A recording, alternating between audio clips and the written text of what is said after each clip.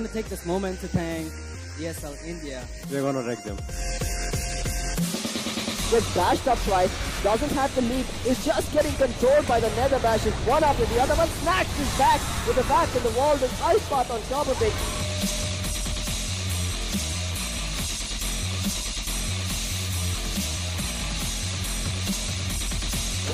Real quick with the 3v2, all of a sudden an ace star, an ace going huge. One man remaining, Caribou finds ace, so now it's a 1v1. Ace Kelly reading it fine, does a lot of damage. Is he going to get the kill? Caribou, no! He lands the headshot. There you have it, ladies and gentlemen, your cosplay champions for ESL India Premiership.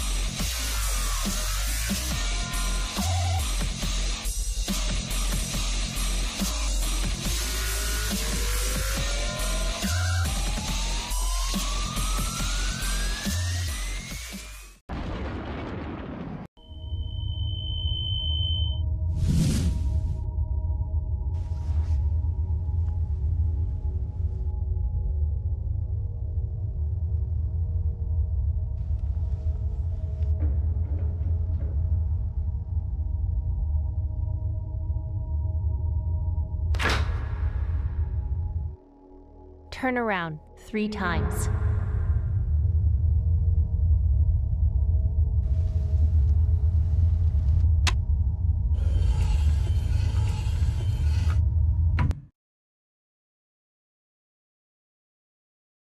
Start shooting.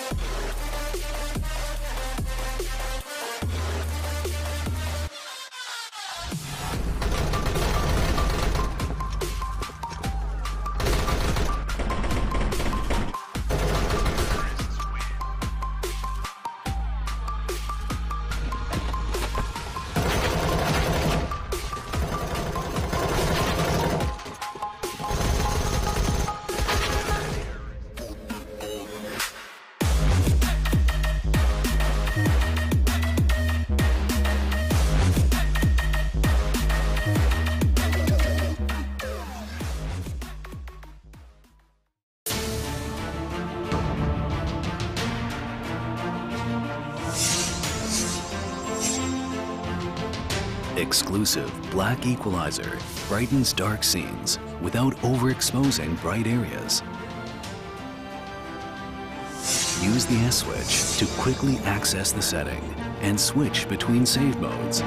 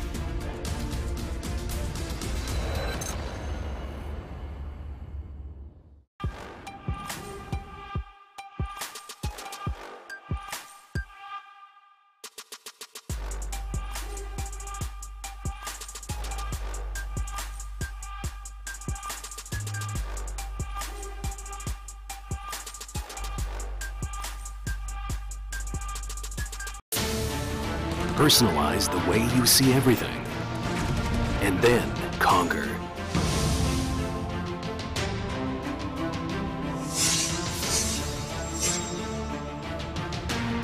Exclusive black equalizer brightens dark scenes without overexposing bright areas.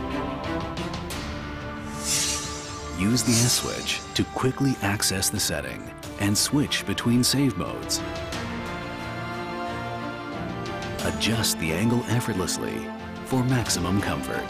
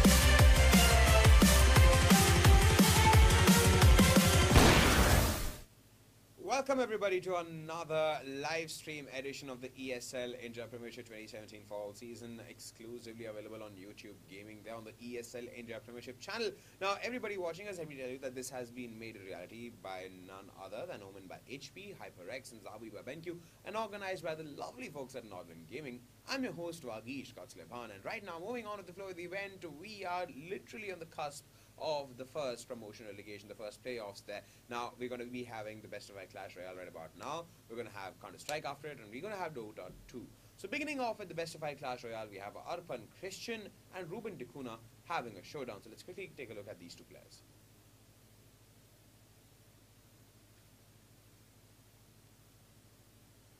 Alright, starting with Reuben here. He's from Mumbai. He's been playing the game since its launch, and the player began his journey in the ESL India Premiership. Now, 2017 through the April Challenger League. Now, he quickly climbed the ranks thanks to his stellar performances, but he also managed to register podium finishes in the May and June session.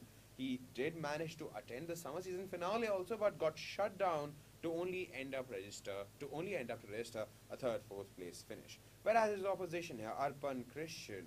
Now, Arpan Christian is from Surat. He's a +2 student and began his journey in 2017 ESL India Premiership summer season. Now, strong performance in the May season helped him climb up the ladder to the Masters League, wherein he also got the opportunity to attend the summer season finale. And he amazed everybody by being the champion of the summer season finale of the ESL India Premiership summer season in the Clash Royale game. And in the fall season, the player has only managed to win one game until now, and we wonder if he'll be able to register a game today. Will this be Arpan Christian's game today, or will this be Reuben all the way long? We'll find out as and when our caster takes us through the game.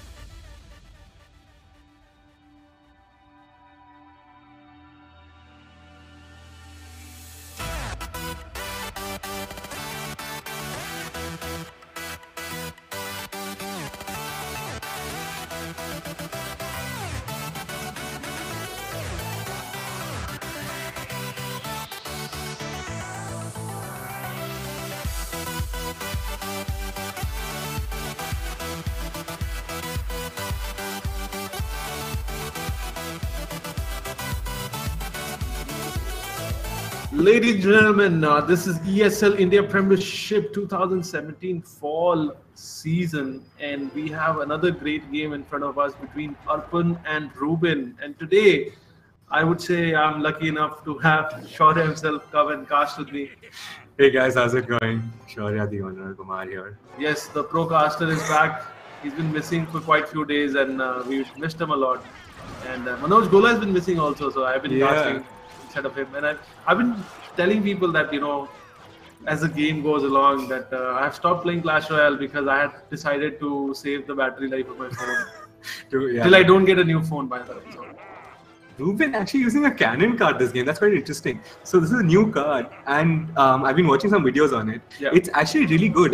So it's basically almost like 2 cannons for 5 elixir. Yes. And the shield is very interesting. So for example, with the mini P.E.K.K.A, it actually takes the mini P.E.K.K.A 4 hits to kill the cannon, and the mini P.E.K.K.A lives with about a sliver of HP, but it like that's quite good for a card, like a tanky card. Yeah, but he's still 5 elixir actually. That's what bugs me the most about this. And look at this lava loon coming out. This star is going down. I don't think Reuben has anything. Yeah, that he's gonna zap for the Inferno Tower. I mean, for the Inferno Dragon, but he's not even gonna. I think has he given up? What do you do? Look at that push. The lava loon is still like going. The loon got one hit off. The Inferno Dragon is still going. I mean, oh man. Finally able to take the Inferno Dragon down. So his tower might survive with like around 1,000 HP. Not even No. 800. And yeah, this game is over. Continues to But, go I mean, Arpan can honestly just even cycle zap to kill off his tower right now. Just he has fireballs, so I think 2 fireballs will just clear that out very quickly. And very interesting lava loon being played competitively. So right now, of course, like the in vogue decks are sort of these Brit spam decks, basically what Reuben's playing, right?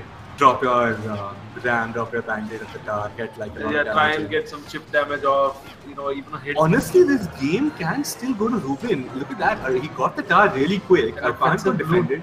Offensive balloon on the left hand side coming in. What's the answer to this? He drops everything. Remember, as I said, he could drop another fireball to close this, but I think this game is done. I mean, in the middle, I actually thought that Reuben had a sort of shot because he'd gotten the right tower down. The left tower only 200 HP does fall to a fireball. So if he managed to defend, which is almost impossible, if he had though, he might have had a shot. Quite an exciting game actually, and it's sounded like it felt it went over very quickly. Like a lot of action happened from Arpan though. I mean, Reuben didn't have a good answer. I think his deck barely had any stuff to deal with air in the first place. Absolutely, it had the bats from the Night Witch, it had the zap, and it had the fireball. I don't really think there was. I think he was maybe running a Mega Minion, but I'm not sure. Anyways, let's look at the next game now and see what that has in store for us. We've seen some changes coming out, and I think they've switched places. So I think Reuben is going to be running a graveyard deck, looking at his starting hand. No. Yeah, he might be. So this is a sort of new graveyard deck. It doesn't run pump as far as I know. So maybe it's a different one. Arpan has been going for the deck that we've been seeing a lot. Yeah, Arpan is playing the standard Brit spam with goblins, Night Witch, Ram. Exactly. Yeah, Bandit is over there. That's wow. Did he? What was that? Arpan is raging. I can understand. Throwing his game right now. That 4 mana, I mean 4 elixir trade was horrible. Hey, it's not too bad. Like at worst, I mean, he can come back from it. Is all I'm saying. Yeah, Reuben is playing the graveyard. We see it now. Graveyard is very miss or hit kind of card, I think. So this deck is very interesting actually. So what this deck does is it uses guards so it's basically a very defense focused deck, right? Yeah. It has the Night Witch for defense, it has the Ewiz for defense, it has the guards for defense. And offensive he has poison and graveyard. Yeah, that's about it. So basically what this deck tries to do is it tries to defend very, very efficiently, keep the Night Witch and the Ewiz alive through the defense. Yeah. Let them mount a sort of counter push and then just Poison, like graveyard and Poison. Yeah. And that's a crazy term, Poison. That's what it's actually called that. So yeah, and then just Poison. That's why we love to have you around, man, to keep us updated on these gaming terms. Yeah, of course. See a nice Poison combo coming out. And what's it called? One thing I've never got the hang of though in these decks is the Ice Golem, man. I don't know why, I just can't get myself to use it as I a love tank. Ice Golem. I just like those. I'm a beatdown player myself. I love Lava Golem and love Golem. So you can hate me for I love to put the Ice Golem on the 5th tile here. in the center. In the center, he pulls everyone along. And he's so slow, right? They all follow.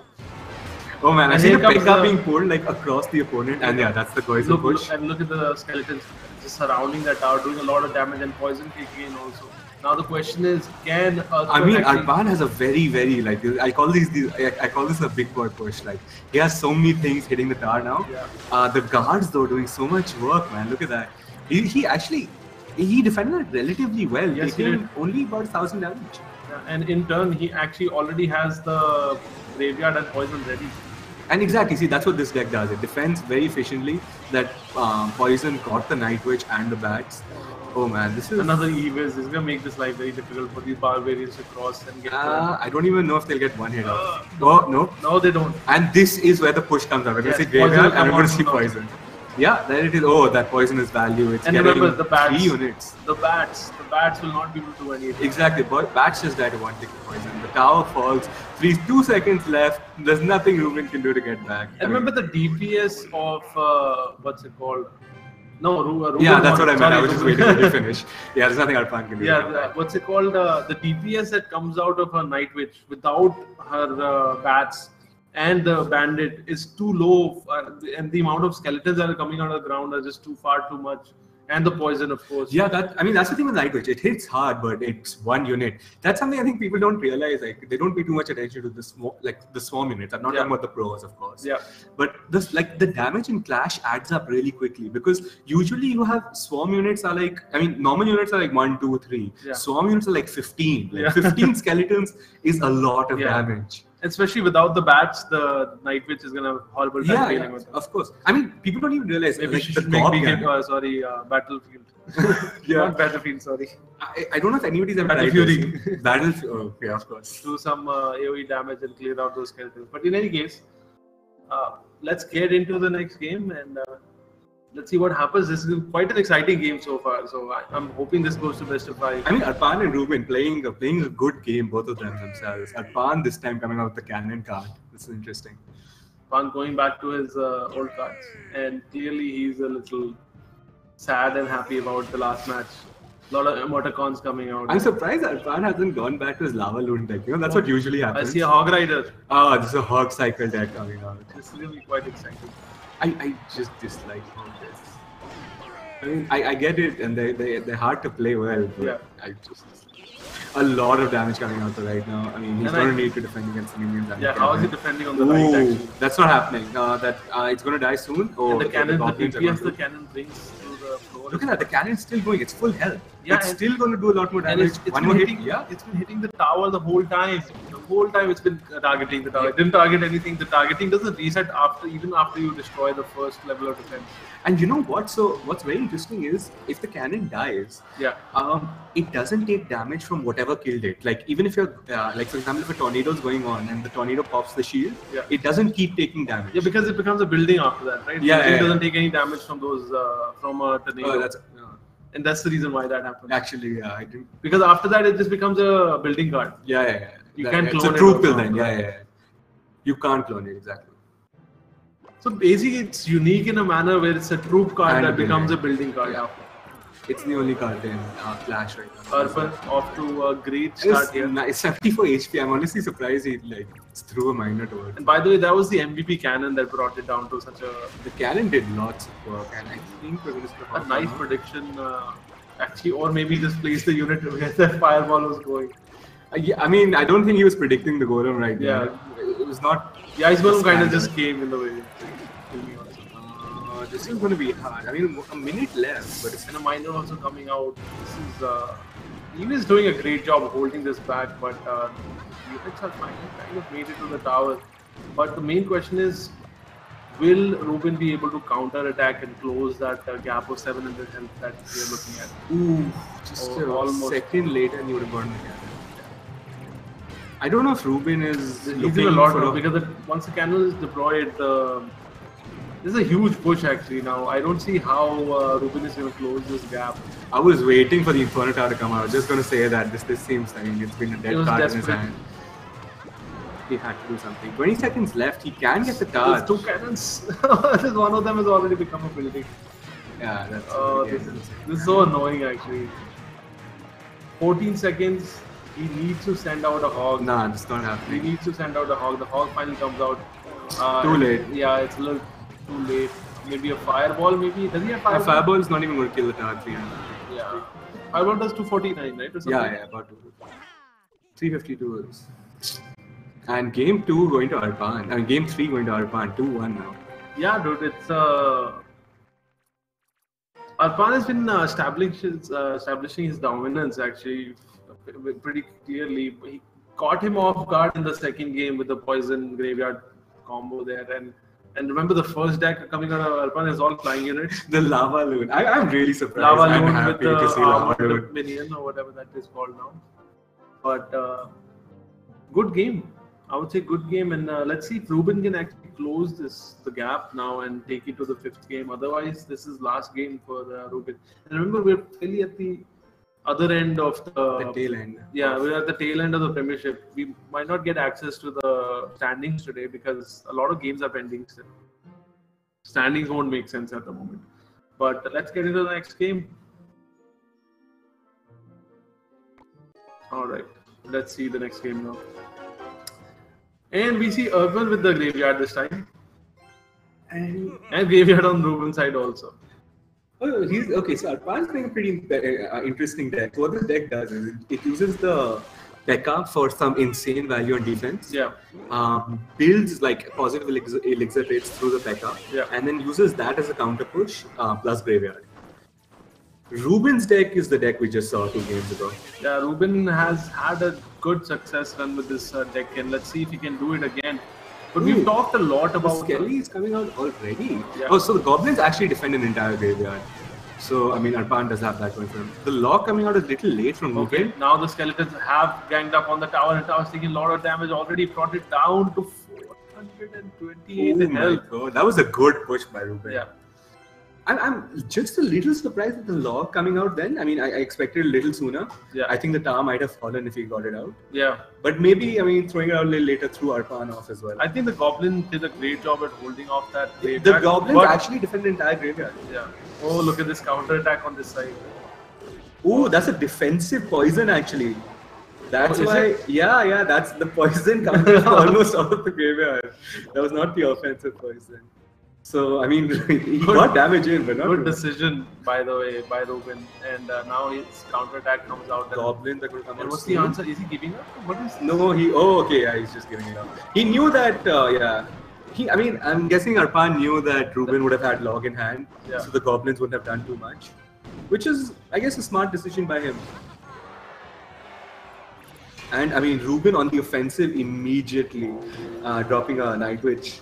All the way at the back, and now the P.E.K.K.A finally comes out. That P.E.K.K.A, see now this is what the P.E.K.K.A does. It's going to get good value by killing the Night Witch. The baby D is going to defend from the bats right after that. Yep. And now look, almost a full health P.E.K.K.A and a baby dragon. Crossed the river. Yep. It's even going to kill the ice golem. Is that okay? There you go, defensive poison and offensive poison. Yeah. I think he would have required this poison to stop this push. I think, but his units are doing a great job. Remember the skeletons have managed to clear this out, and now 38 seconds left does mean that Arpan still has time to get the tower. It'll be his last push now coming out, and no, he can have one push. The Night Witch at the bridge, so he's really going for this fight. Okay, again, it's dude, Arpan needs to reset the cycle. He's not realizing that the poison is being played as soon as the graveyard. But I think he'll be able to take this tower down. The tower won't have much health left. 86 health left. He still needs to log it at least. Waiting for the log finally comes out. He doesn't have anything. He has a graveyard. He's going to play it immediately, but the poison is there already. Oh, he's not even going to play it. He's giving the game away. I thought last ditch effort might well have played the graveyard and see. Reuben taking this game also now. This is 2-2. We're finally going to game 5. It's pretty exciting. What do you feel about these graveyard poison deck?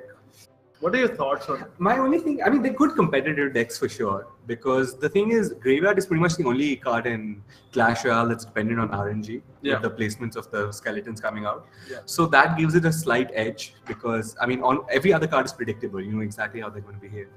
I mean, the poison is just chip damage, right? It's unavoidable chip damage, and it's like the fact that it kills most of the counters, apart from like a Valk and stuff, makes it a really strong combo. Basically, if your opponent is not properly geared to defend a graveyard push, or you catch them off cycle, you're going to get a lot of damage done. Yeah. And 2-2 is the current score. Let's see what's in game 5. Yeah. Game 5 should be starting very, very soon. So let's keep an eye on the screen. Yeah, there it is. And Reuben playing a minor deck. Okay. Oh, he's playing a minor Brit spam deck. And Arpan is also playing a minor. Is playing a Brit spam deck, but not the minor version. Yeah. The last time I saw a deck like this, it's very. Oh, that was a good. I think Arpan wasn't expecting the miner to be played to the pump. Yeah. So he dropped the goblins and the Night Witch to defend the ramp, which might have let Reuben get a sneaky miner in. Now the thing is, what's he gonna use to stop this push? Yes, he uses the tornado, and it's value coming out because the way the AOE damage works. Look at that executioner, man. Yeah. He's full health. MVP He destroyed a battle ram and a night witch. That's value. That was a really good, well placed ice golem by Arpan over there. He got the executioner exactly in the correct area he needed to. Yeah, he waited for the right place, and this makes you wonder how long the range of the tower is, because he really stepped on the grass. Exactly, the tower's range pretty much starts. Okay, it didn't hit.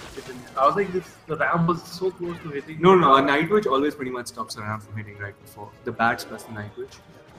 And I don't know. I mean, again, I think Arpan is just not appreciating the cycle right now.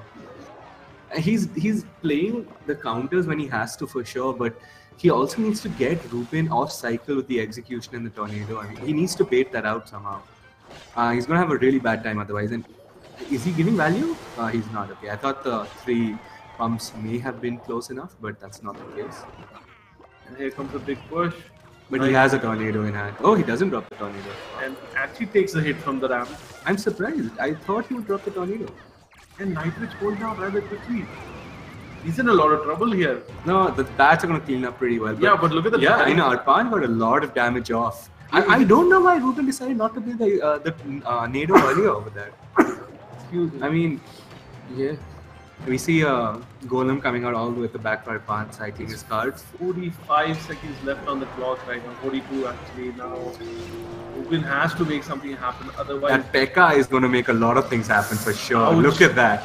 So many units being dropped right in front of him. Yeah, he needs to do something about the P.E.K.K.A. Fireball also. Oh man, and the executioner, so much value. Yeah, Reuben, oh man. The thing is now in double elixir, with the pump down, Arpan is almost always going to have some elixir to defend.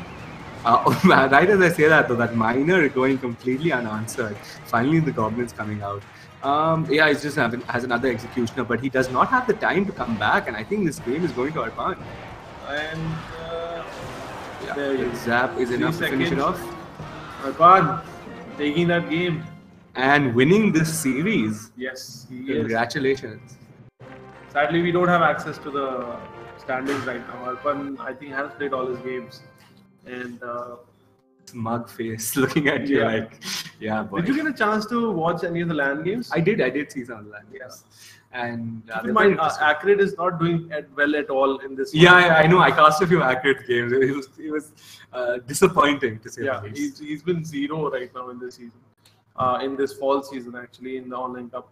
I know he has other things that are keeping him busy at the moment, but I was just like, the money got to his head. There's too much money that's got to his head. I'm kidding. But anyways, that's us for the day. Thanks, guys. We are doing pretty good on the time. Counter-Strike will be coming up next. This is ESL India Premiership, powered by Omen by HP, Sorry by BenQ, HyperX, and it is organized by Nordwin Gaming, which is us. Thank you so much for tuning in today. Enjoy the Counter-Strike and Dota romance which are coming up next. And this is me, Gautam, alongside Shaurya, and we are signing out. Thanks, Bye-bye. guys. Bye.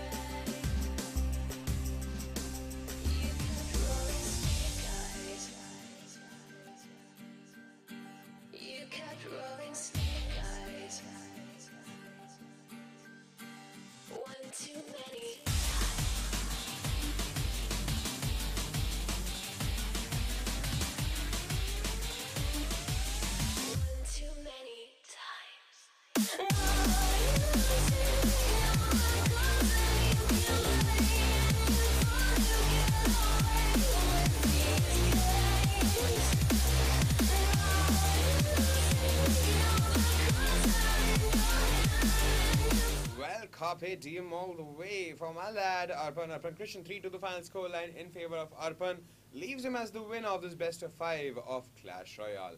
Now moving ahead, ladies and gentlemen, first of all, let me welcome each and every one of you who's joining us on the YouTube gaming channel of ESL India, because this has been brought to you by Omen by HP, HyperX and Zawi. But thank you. This is the fall season. We are nearing the end of the July session. We're going to be having the playoffs posted, and right now a lot of teams are walking the tightrope here. But moving on, we have a Counter-Strike Global Offensive match between Risky Gaming and Semperx. So quickly, let's take a look at both the teams here. Alright, starting with Semperx here, one of the top teams in the Indian CSGO team, managed to register top performances. They even attended the summer season finale, but managed to finish in the 5th, 6th position. Now, the recent fall season transfer window, they brought on players Swapnil Market on Mahajan, Sharan Buster Dave, and Akshay Kappa Sinkar, who hail from Team Shooting Monkeys, Respect, and Eternal Esports, respectively. However, they had to bid goodbye to Ishpreet Hunter Singh, who's now joined the ranks of Affinity Gaming. Now, the opposition here, Risky Gaming.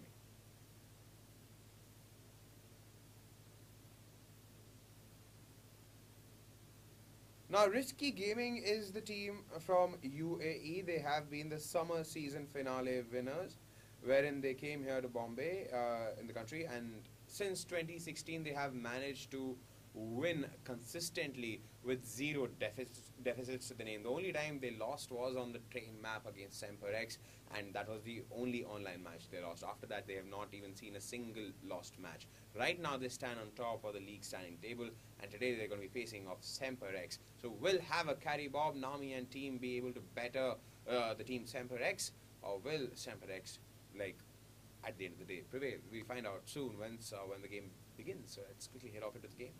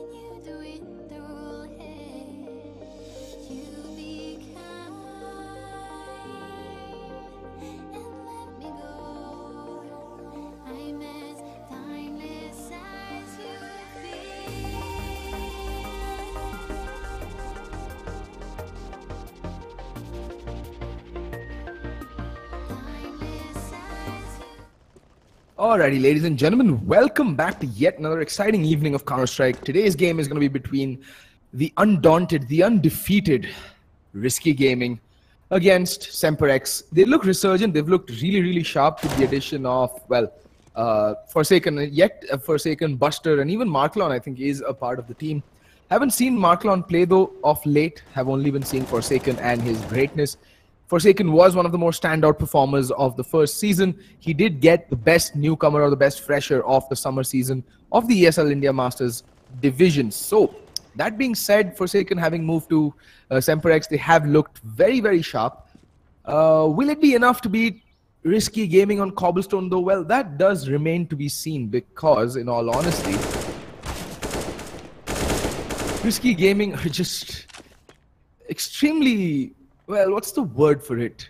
Dominant. Yeah, dominant.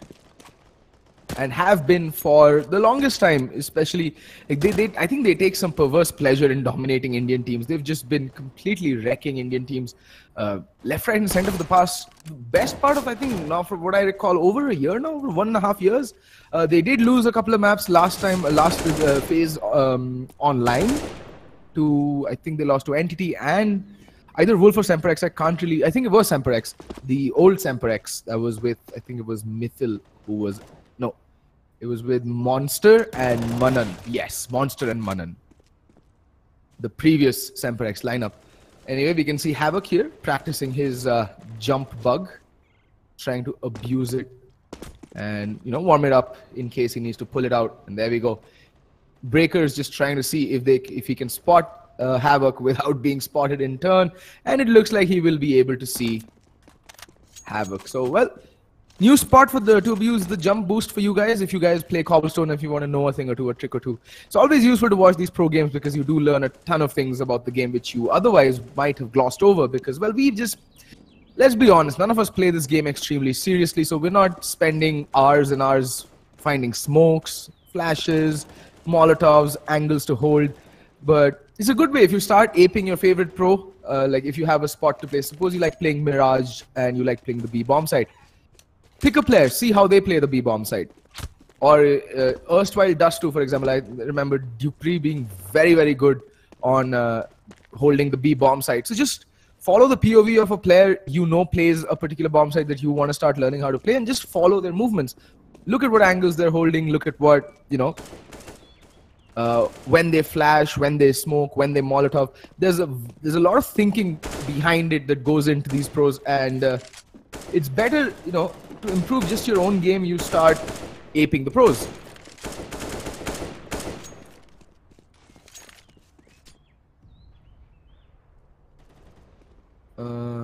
Alrighty, I think Forsaken seems to have dropped from the server. Forsaken having some ping issues.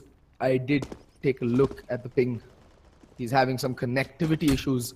So hopefully he gets them sorted post-haste, because otherwise you're gonna, you know, the viewers are gonna get stuck listening to me ramble on for as long as it takes for the game to go live, because I can talk. That's not a problem. That's what I'm paid to do. Paid to talk. So I'm gonna just talk. Although, for those of you saying that using the bug is not good, well, it's not good. But it's a game flaw. It's a game mechanic. It's like wall bangs in 1.6, right? I mean, the walls are supposed to protect you, but you can literally... 1.6 was a game where you could literally shoot across the map because the walls just didn't exist. They were just there as barriers to vision, nothing else. They were just merely, you know, pointers or yardsticks, if I may call them myself. They weren't really hard and fast walls like you see them in Counter-Strike Global Offensive. They didn't really block any bullets. They did nothing apart from just block vision.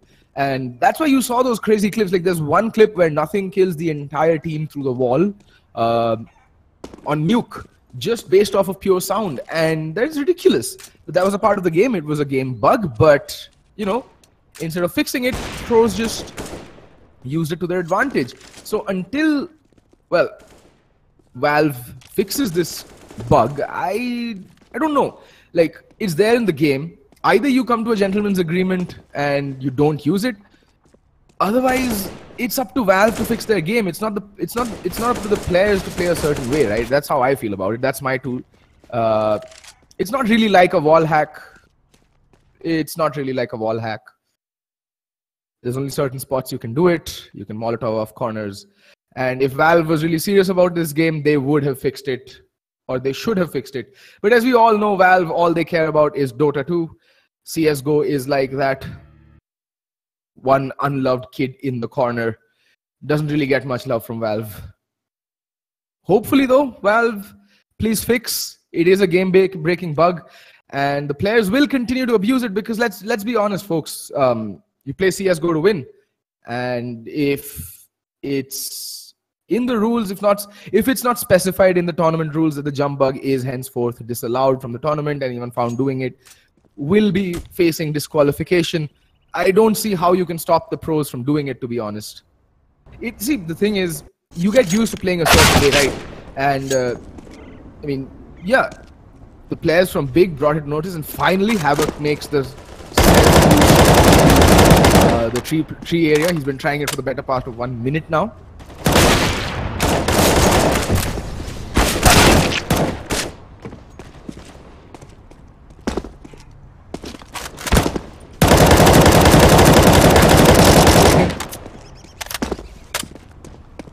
For Forsaken to rejoin the server.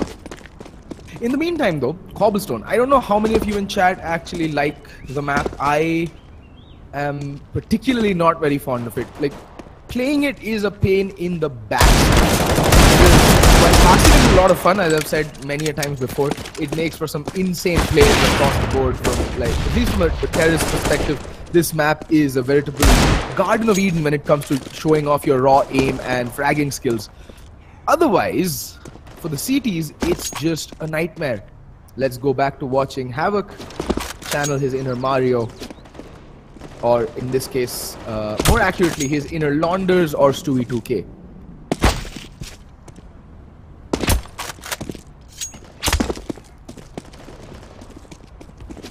Alrighty. Still waiting on Forsaken.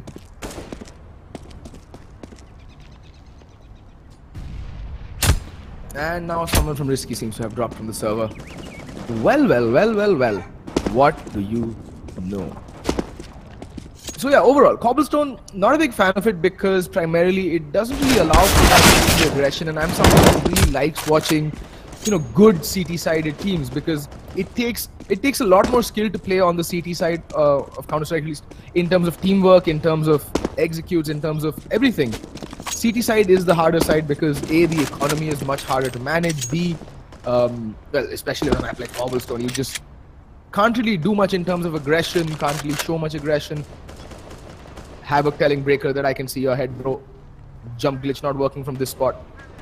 And Breaker be like, I can barely see the top of your head. Ah, I can see you. I can see you now.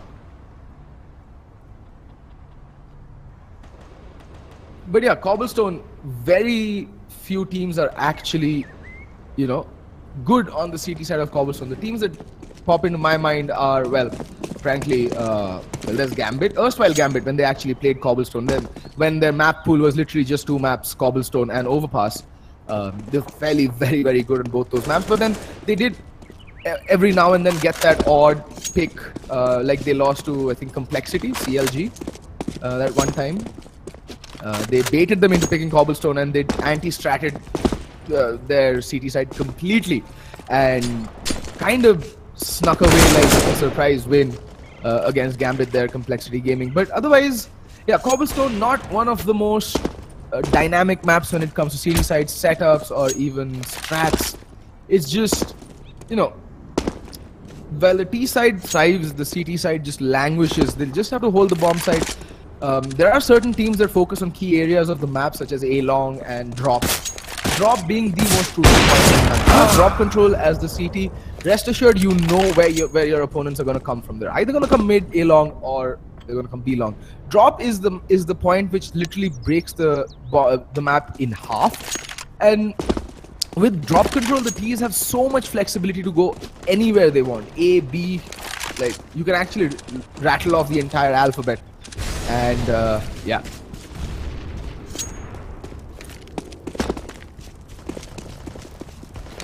Yeah, so it seems like Forsaken still having ping issues. But I think they decided to go ahead and play. That is mighty brave. Forsaken has been the standout performer ever since his move to Semperx for the team as well.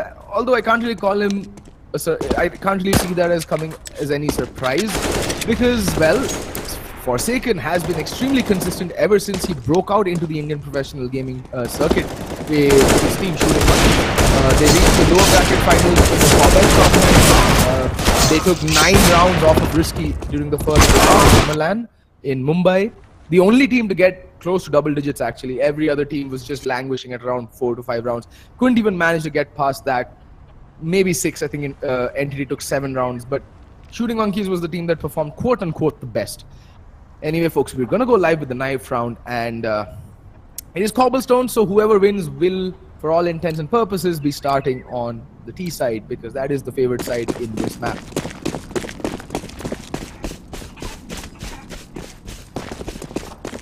Alright, so what do the teams have in store for us? Ooh, let's fly around a little bit. Fly, little birdie.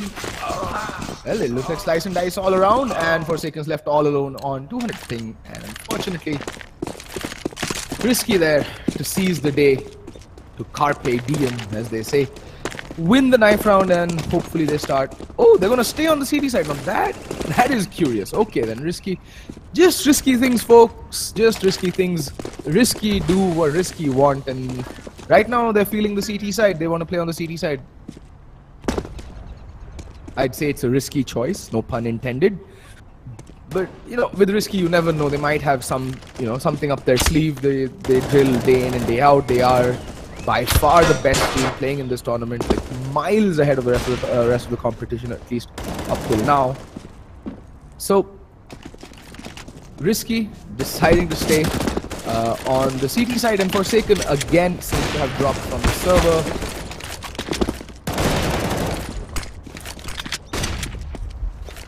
Ping issues all over, all over.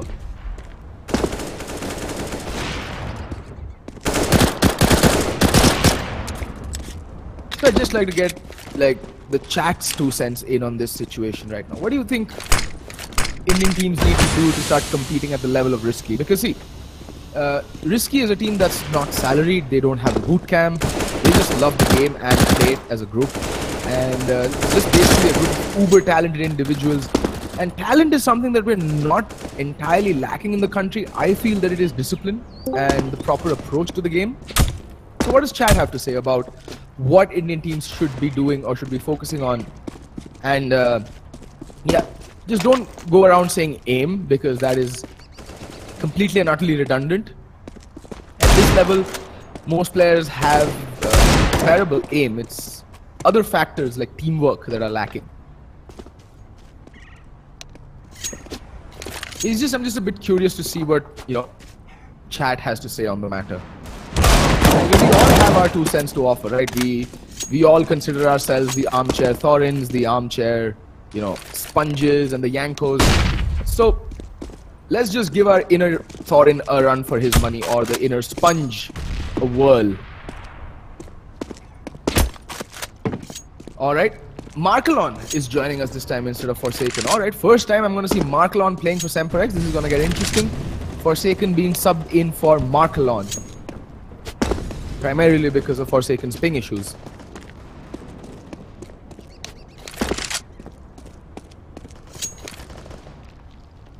So we should be going live shortly, now that Markelon has joined the server.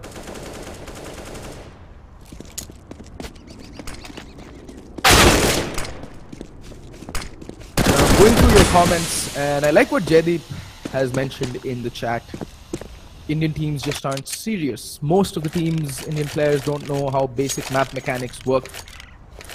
Yeah, I guess that also ties into lack of practice or lack of directed practice. And I think my own critique would be a lack of well-built communication. Communication is also key, folks. So yeah, you can be the best possible player mechanically, have the best possible aim, movement, map knowledge, angles, and everything. But if you're not communicating with your teammates, it is a team-based sport.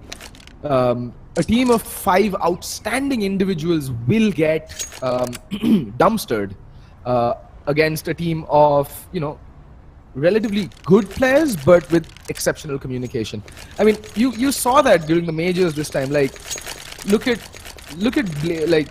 what's Big's run or Flipside Tactics run. It's just, yes, they did get relatively easy maps, easy opponents in the Swiss system. And Big, technically, like, again, it's the NIP thing in ESL Cologne. They just played one map, which was Inferno, while NIP in Cologne just played Cash to reach the 3-0. But still, it was a display of communication and tactics beating, you know, outstanding individual play. So you need a well-drilled system of communication and tactics as well. And Forsaken, we have Forsaken in chat, Nikhil Kumawat. Good luck indeed. They will need it. They will need it. Match has been paused. We are waiting for... Wait, what?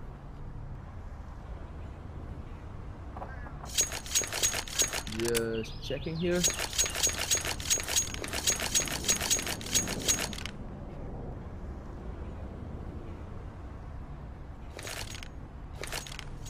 Yeah.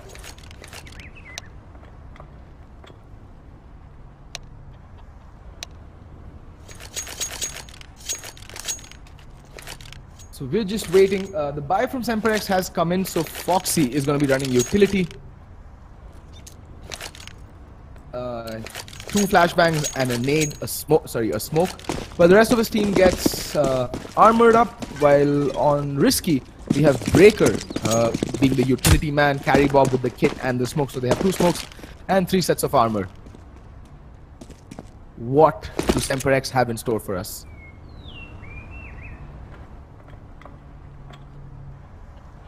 Alright, so far, very slow.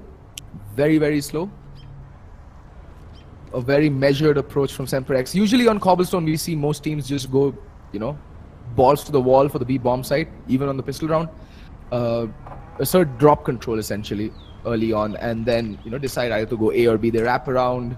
There's already a flank ready, and it looks like it is going to be a play to game on the 2 players coming in. A nice shot from Foxy, but then Nami gets one. Can he get the other? It is getting tapped down. Needs to make a move fast, and look at that. The rotation has come in, but it's a fake.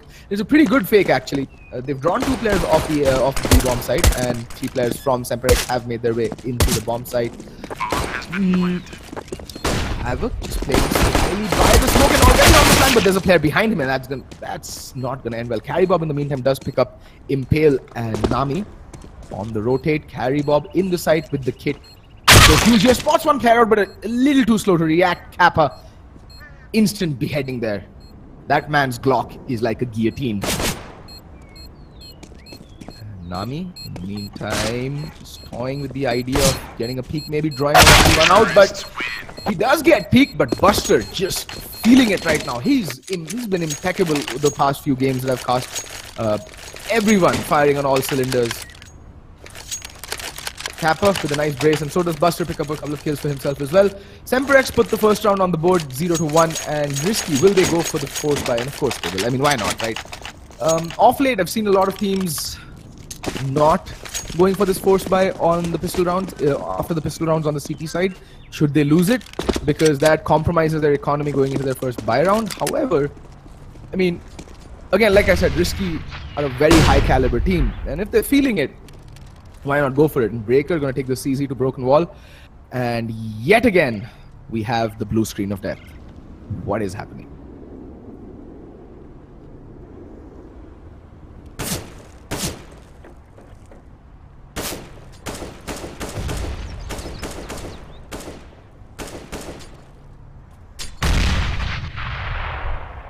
Well, folks, like I said yesterday, when Windows decides to have fun at your expense, there is nothing you can do about it. We'll be fixing it post-haste. Don't worry, we'll be back in a couple of minutes.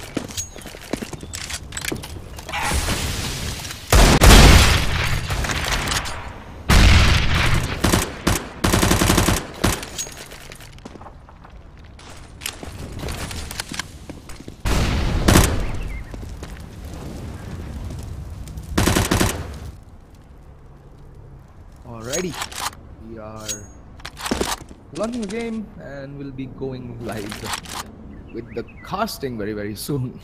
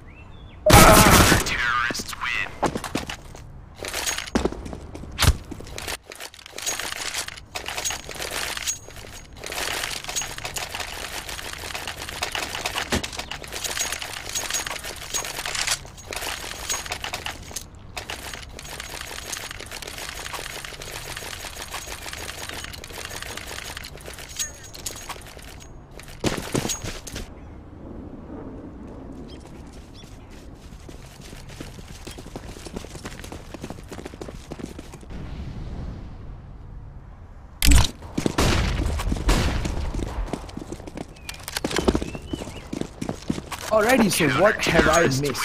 Well, it looks like Risky did manage to win that fourth buy and the two subsequent rounds. Now finally Semperx are going to be going in with their full buy. I do apologize for that little hiccup.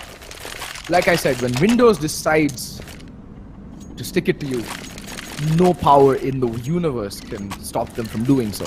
And the blue screen of death is the ultimate display of Windows' power, over our daily lives. Anyway, the score is 3-1. We're going into the fifth round of Counter-Strike. So far, well, Risky are looking dangerous. Very risky there, but okay then.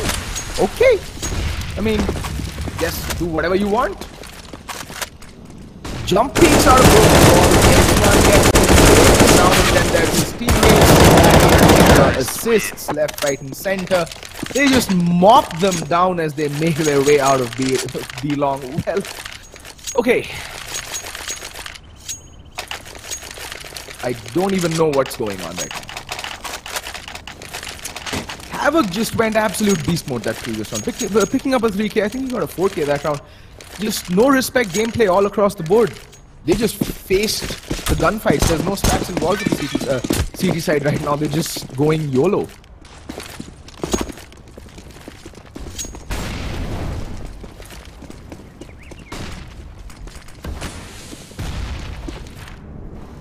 Alright. Semperx on a complete eco. All they have are 3 Deagles and 2 P250s to work with.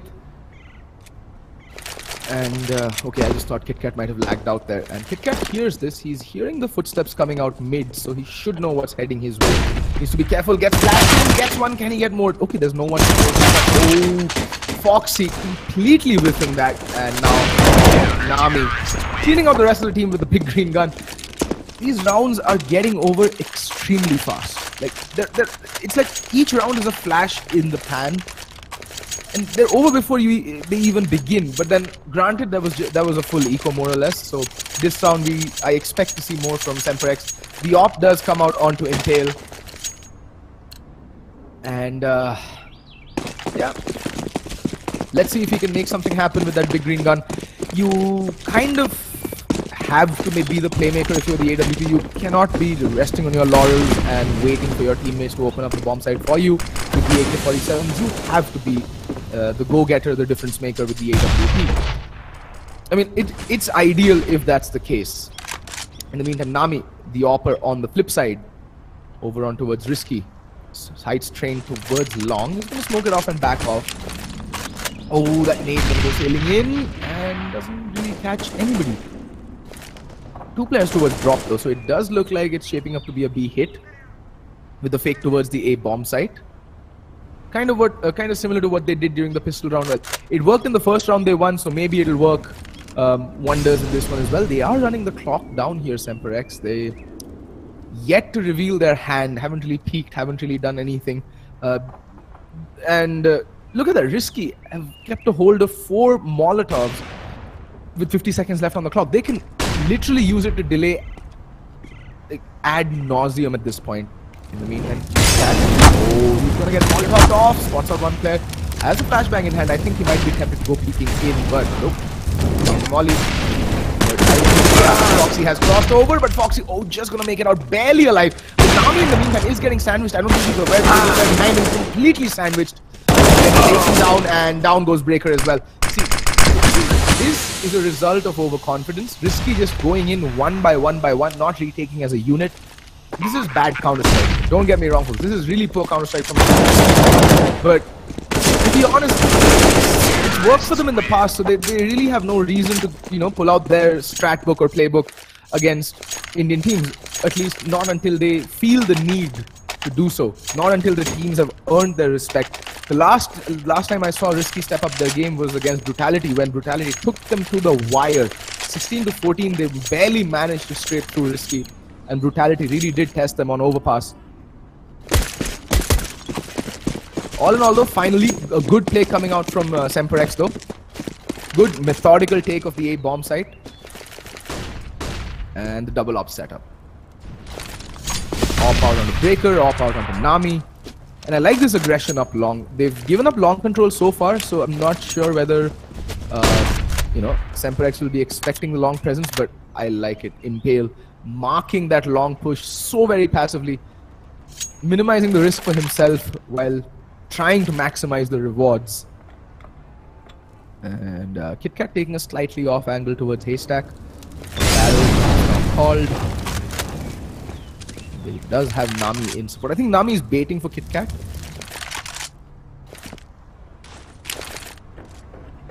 In the meantime, Buster has made his way all the way into danger. Careful, but Nami, ever so vigilant, gets the kill, gets the drop on him.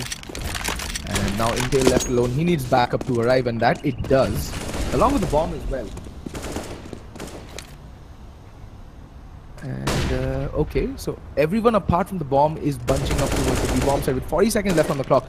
So they're going to have to sell this way. I think they're going to wrap around from connector. They're going to take drop control and then wrap around from connector. Or are they planning to fake out? Yep. It's going to be a B hit. It is going to be an out-and-out B hit. Breaker with the big green gun, or in case of, well, Breaker, the Dragon Lore, getting flashed out.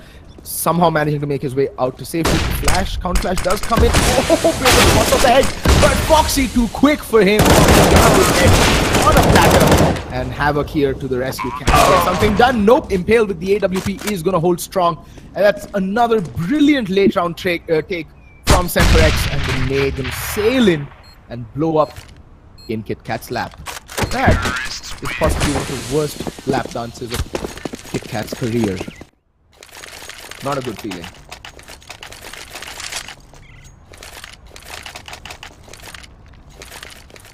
Not a good feeling at all. Anyway, money still looking decent on Risky. They will be able to buy, apart from, well, Nami and Breaker. But the op does come out for Nami. UNT getting dropped to KitKat. Semperx really impressing their previous round. They went to man down. They didn't get discouraged. They just, reassessed the situation, reevaluated their options, and went for a ballsy B take, and finally it did work out. In the meantime, Nami has taken a very aggressive angle. I think he spots out the head of Kappa and takes it off. There we go. Nami opening things up yet again. Got the opening pick in the previous round as well. So, all is still not lost for Semperx. They've shown us that they're very capable at these late round executes, and getting the bomb down as well as, well, the victory.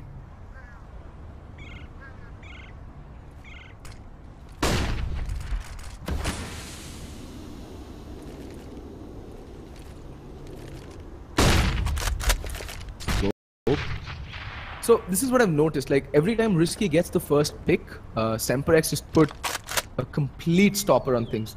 Like absolute break.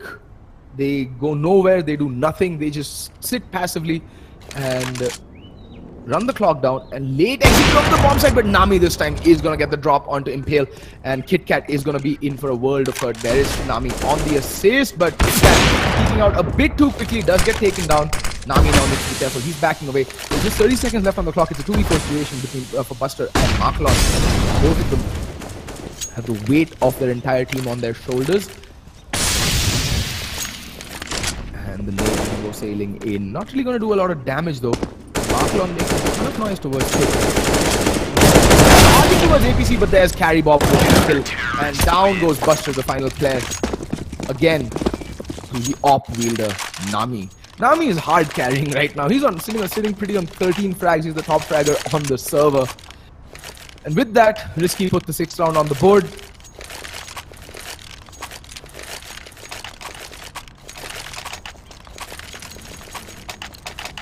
And, well, Semperx's money, again, not looking very good. Marklon, having been forced to go for the UMP buy instead of the Galil, because they need some utility on their side. On the flip side, Risky are looking much better on the grenade front, and overall, looking the much better side. In the meantime, Nami pushed way up long, I think.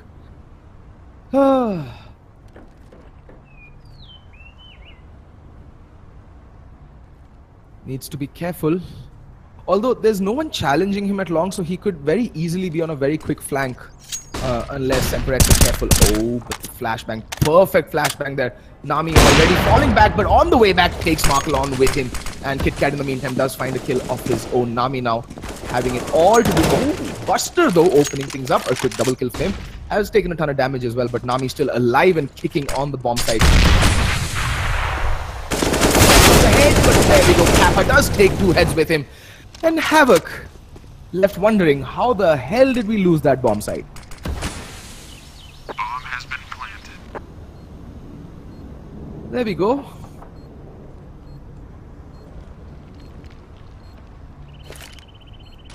Oh, the okay. Lump on Kappa, but Kappa is gonna hold strong and will get the 3K to see out the round. But again, very curious decisions on the retake by Risky. I'm just not getting these plays that Risky's making, going in one by one, trickling into a bomb site and allowing Buster to mow down 2 of you. And then again, Kappa being allowed to get that 3K towards the end. It's just... not really feeling it right now, what Risky's plan is, but I think they're just... I don't know what they're doing. I think there's still no respect gameplay on display here. Havoc gonna find the first one. That he has gone huge, gets 2 already to his name, but there's Breaker.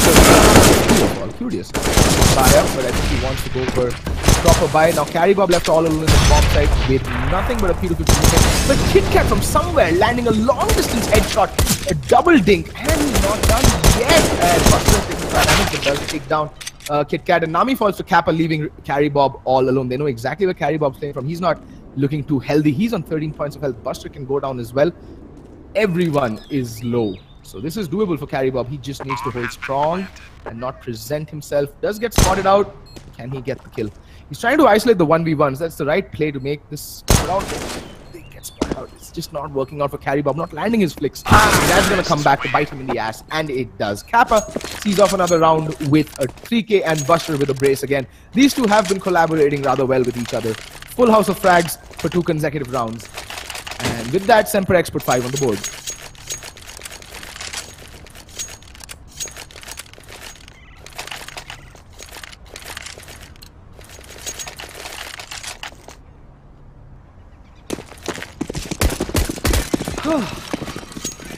What a topsy-turvy round. Semperx losing 3 players to nothing but pistols is unprecedented, although I think we have a technical issue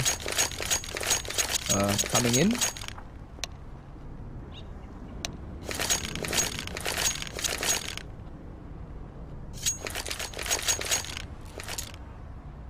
And we're going to be playing around with the observer camera for a bit until the match gets unpaused. So far, so what do we take away from this map? Risky, if you're looking at the way Risky are playing the CT side on this map, don't. It is not the right way to play the CT side on this map. Especially on the retake. If you're looking at how they're setting up, that is ideal. That is good. They're going for the aggro peaks. They're confident. Nami is especially feeling it. And has been hitting some fairly decent shots, but Breaker yet to show up to this game. Sitting on 2 frags, he is the in-game leader for Risky, so I can excuse the fact that he's not been hitting his shots and is not fragging to his usual potential or caliber. That's okay. But their retakes have been very questionable. They've gone in one by one, pushed through smokes, not knowing what's waiting them on the other side, and that's really not good play. That is kind of amateurish in my opinion. So I'd like Risky to tighten up their retake game. In the meantime, where is Breaker looking? Oh, smart man getting boosted up. Is gonna hear Markle on. He's going for them JW plays, as they say. In the meantime, the bulk of the action is going to be focused towards A, where there's KitKat and Nami with the scout. That get a bit dicey, but nope. KitKat is going to find Impale, who's going to come waltzing out of the smoke like he's taking an evening walk at his local park. And he's going to pay for it in the meantime. There we go. The rest of the team comes streaming out. Nami taking a ton of damage, not really doing any. In return, Havoc does find Kappa. In the meantime, Breaker falls to Buster, but the flank is already in. It's down to a 1v3. And Foxy, although he does take one down with him, it's just not enough. Carrybob, unfortunately, doesn't manage to rescue a rifle, and they lose the AWP as well. That's a huge investment that Risky made into this round, and then they lost it, unfortunately. However, unbeknownst to them, I think, yeah, they have managed to break Semperx's economy, more or less. And look at the buy coming in from them. Armor pistols on 2 players. Buster just buying up the Tech 9 and a couple of flashbangs. This is the ideal round for Carrybob to do some serious farming, but it's a 4-man stack towards the B bomb side, and the entire Semperx squad is headed in a straight line of death, destruction, and misery towards the A bomb side with Tech 9s out. And those Tech 9s can melt through armored opponents in full buys like a hot knife through butter.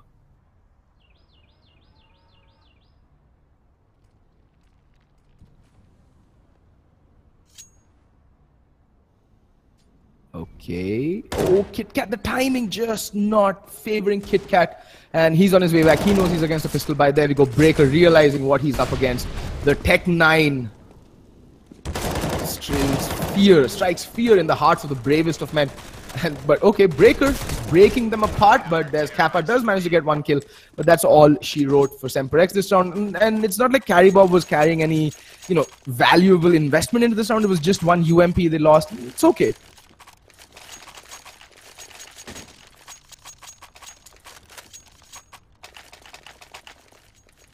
Well, 8 rounds on the board for Risky on the CT side of Cobblestone. I have to say, that is mighty impressive, because it is a frighteningly T-sided map, and even though Risky have been a bit cavalier with their retakes and a bit callous, bit would be an understatement. They've been extremely cavalier and callous in their retakes, but they've managed to make it work.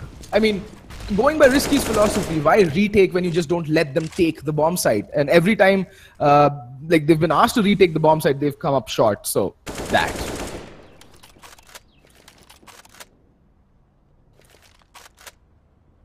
And again, a 4-man stack towards the B bomb site. A very good read coming out from Risky Gaming.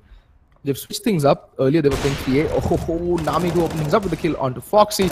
And there's Havoc on the tree having a merry old time, but just gets 1, unfortunately. There's Breaker to get the 2nd kill for the round. Oh, nice shot from Kappa though. Nami needs to be careful. He's going to get double peeked. He's missing shots left, right and center. But yeah, Carrybob should be able to recover the AWP. Alright, that's a decent round for Semperx. They took a lot of economy off the hands of Risky, but it's not going to matter. It's the final round of the half, and Risky have enough money to, yeah, easily buy into this round.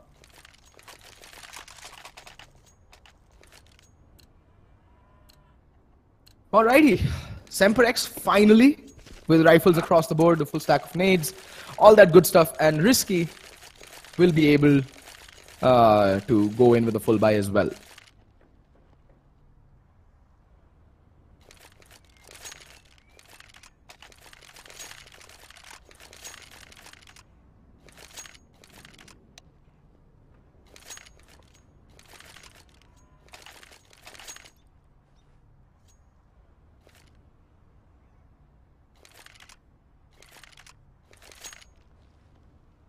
Okay then, match has been paused. I think there's some technical issue that we have to deal with. Let me just check.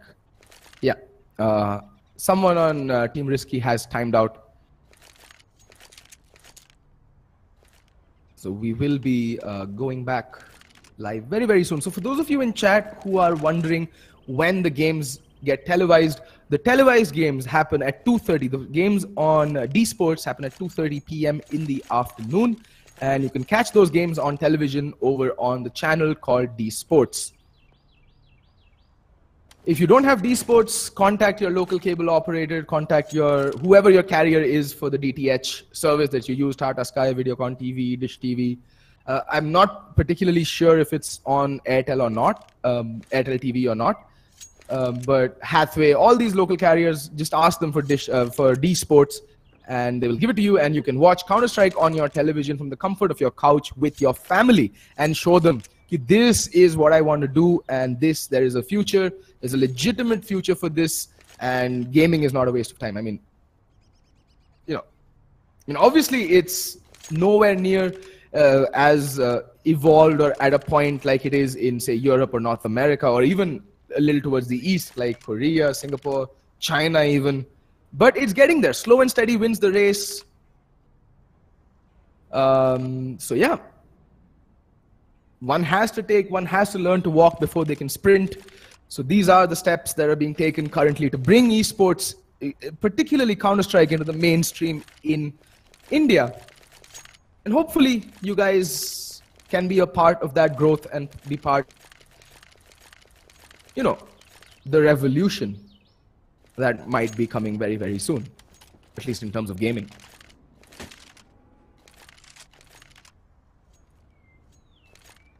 Alrighty, Carry Bob, the player who's timed out, seems to have joined back.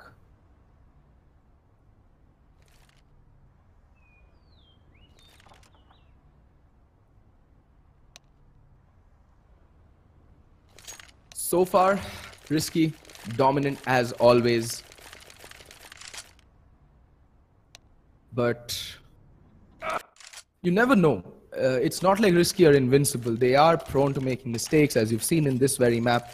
The rounds that they've lost have been a bit iffy at best. But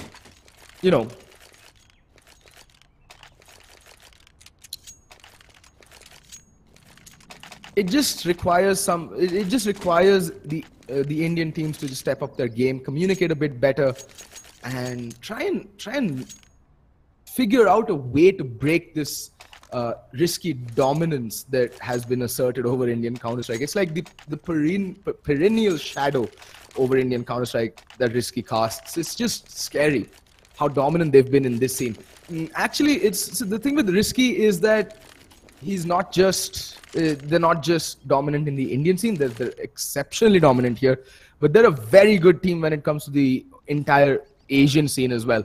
A lot of Southeast Asian teams are legitimately, afraid of playing Risky on certain maps, especially Train.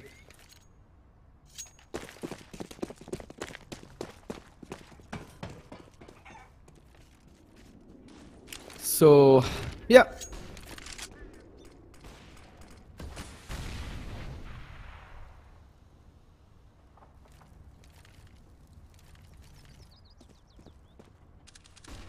And here's Breaker. He's going to go aggressive. Oh, an Impale is ready for him. Breaker not aware of the fact, the scope gets you tunnel visioned. So he wasn't really aware of of Impale's presence there being boosted up. Had he gone in unscoped, there's the risk. You run the risk of getting run over by an AWPer holding the angle. So yeah, it's a risk versus reward. It's a risk versus reward scenario, I guess. So there, the risk certainly not paying off. And in the meantime, Nami also falls.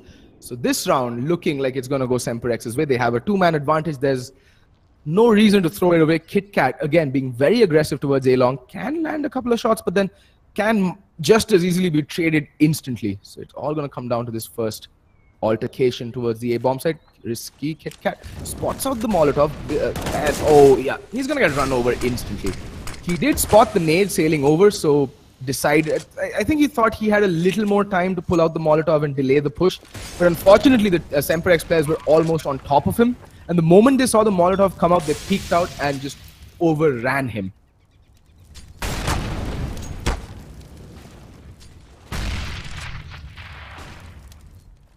In the meantime, Carrybob. Oh, Carrybob doing some serious work from pit. This time, they're a lot more coordinated in their retake. And just as I say this, Carrybob goes out blind, not waiting for Havoc to make the jump from balcony, but Havoc. He's a very good player, but unfortunately, those pre-fires just not connecting, and Buster is going to get the final kill of the half. That is the kill onto Havoc, and Semperx and Risky end the half 6-9, respectively.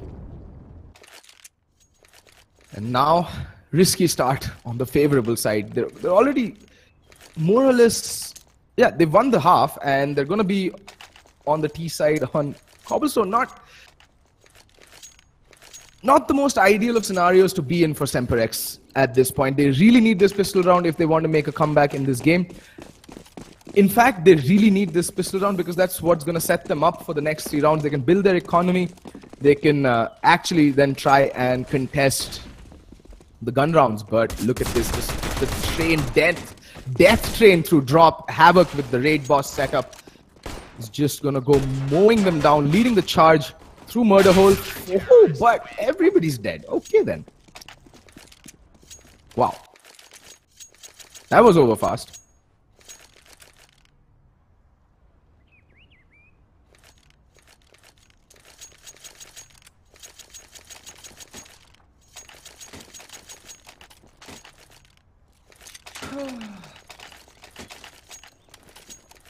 Well, Semperx do exactly what was required of them. They get the pistol round, and now they can start building their economy so that when they go into the first gun round, they have all the nades, all the AWPs that they want. And the question in everybody's mind is, will they lose this force buy that's come in from Risky Gaming? They did lose the force buy on their T side, but they do have the weapons advantage, and Havoc has taken a ton of nade damage very early on, already down to 43 points of health.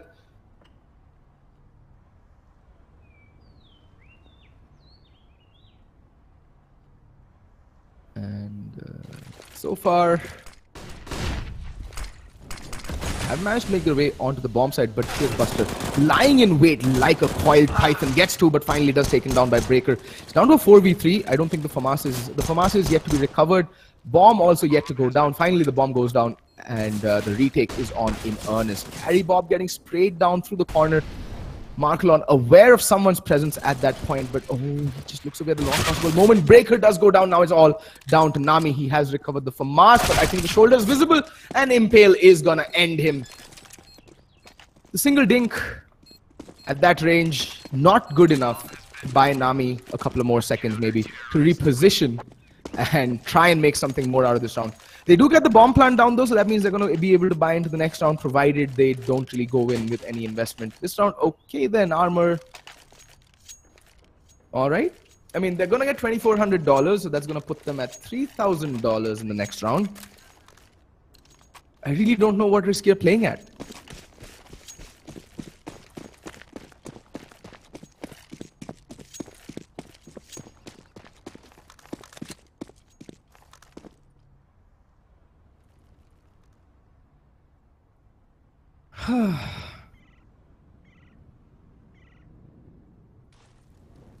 Alright.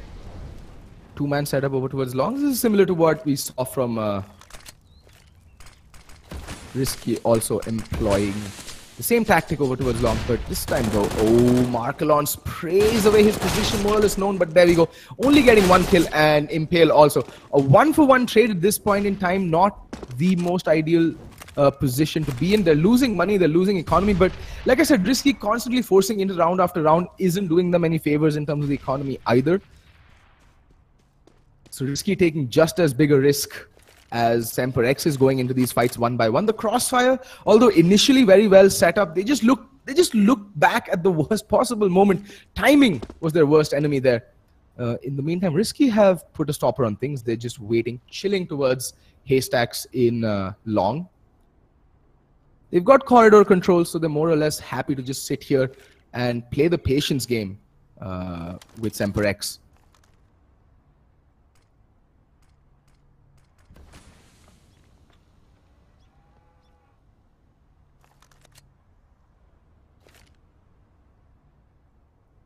And 20 seconds left on the clock. Risky need to make a play and need to make a play fast. And there we go. Foxy, here's one, gets the kill onto Havoc, but is he expecting the repick? No, he's not. And Breaker has made his way onto the bomb site, but the bomb is still to cross. All they need is one kill, and that's it, and there's no time. Time's up, or will the bomb plant be going down? And oh, in the last dying seconds of the round, somehow Kit Kat manages to get that bomb down, and they've got fairly decent post plants as well. Buster, all alone, has the weight of the world on his shoulders. The money on Semperx not looking that good either, but oh, Kit Kat peeking at the wrong possible moment, but Breaker is there with the repeat, instant repeat from Breaker. And there we go, Risky getting the telling round that puts them 2 round to the good again. However, Semperx can still manage a buy with the money that they have. Buster is the only one looking a bit shaky in terms of the economy. Impale can buy, yeah, there we go, instant buy. That's a fairly straightforward decision. 4 players can buy, 1 player can't. You force it up on that 1 player. Everyone else, buy whatever you can. And I like the fact that Kappa's gone with a UMP. You know, he sacrificed the rifle for utility. Always essential to carry utility on the CT side in Cobblestone.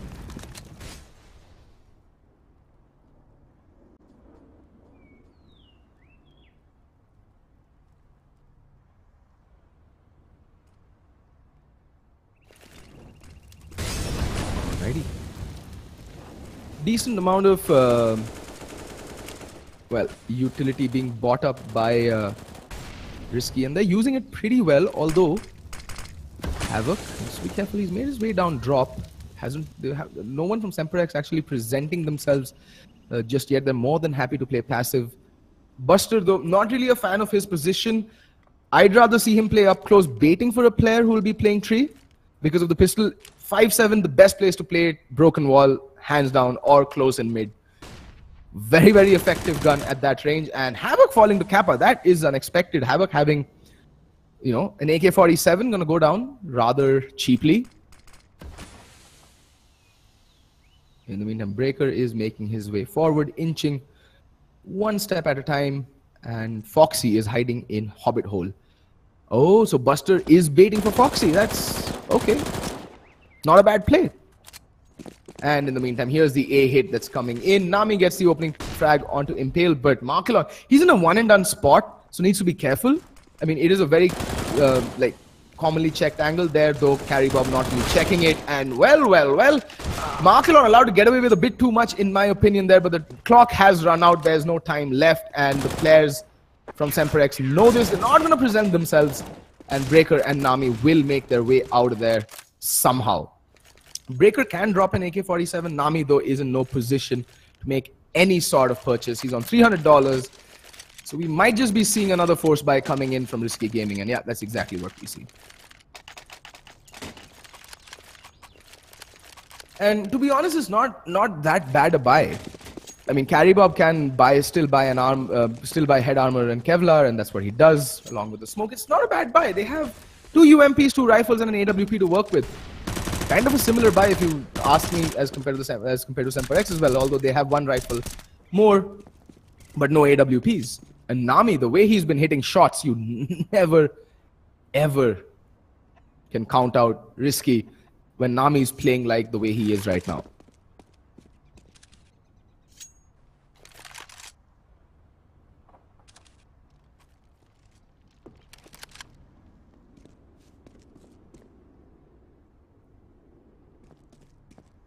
All right. Again, Markelon playing a one and done spot. I call this a one and done spot is because if like you can get one kill and then you instantly have to either, you know, fall back or you die. You get traded. Those are your only choices. And based off of the lack of any noise towards B long, Semperx have rotated an additional body towards the A bomb side. That's Buster just slowly inching his way towards A. He's playing passive from Pavilion, while Impale holds from APC, and Markelon has been boosted on top of that. I call it boost wall. So yeah. There we go. Markelon getting completely blinded, but no one checking the boost spot. But Markelon does manage to get the dink in, but Buster and KitKat are holding steady, holding strong. But just as I say that, Carry Bob and Havoc just completely mow down that B defense and bring it down to a 2v2. Although Carry Bob and Havoc not really, you know, in full health. Sorry, Breaker is on 2 HP. I just missed it. So it's a 3v2. But for how long, that remains to be seen. All three players are in the one-shot headshot potential for the M4. In fact, Breaker is very close to just being completely eviscerated from the server. But Havoc just toying around, playing around the APC, gets the kill, and there's the safe call. Going out for Kappa. He is booking it. He's put his Air Jordans on and he's running, channeling his inner Usain Bolt, just booking it out of there. And yeah, he should be able to save it, but there's Breaker. And oh, somehow with 2 points of health, Breaker gets the kill onto Kappa. Just a shade bit too quick there for our, you know, age-old, well, erstwhile coach of D2D and a player coach for D2D. From what I gathered before I went, Kappa was supposed to transition to the coaching role while Amaterasu, you know, continues on as the player on the team. But somehow, somewhere, I think things didn't work out as planned. Now Kappa is playing for Semperx. And more power to him. He's been playing exceptionally well. Even in this match, he's been top fragging alongside Buster for Semperx, while Havoc, KitKat, Nami are doing the bulk of the heavy lifting for Risky Gaming. Carry Bob and Breaker haven't really shown up this game. And Markelon, the bottom fragger in the server. I mean, it's okay. See, here's the thing. It's very poor for us casters as well as the viewers to judge players based purely off of their frags. You never know what role the IGL has assigned a particular player. Like, I was watching one of Freiberg's interviews after he, you know, left NIP, and he said that there are times when the IGL tells him that this round, all you're supposed to do is hold this angle and flash for me when I tell you to. And if you do that, you've done your job for the round. So you can never gauge a player's worth or role in a team just by, you know, basing it off of the frags that they've gotten. You never know what they've been asked to do. So yeah, I mean, I guess Markelon is playing support, more of a support role, not the entry fragger.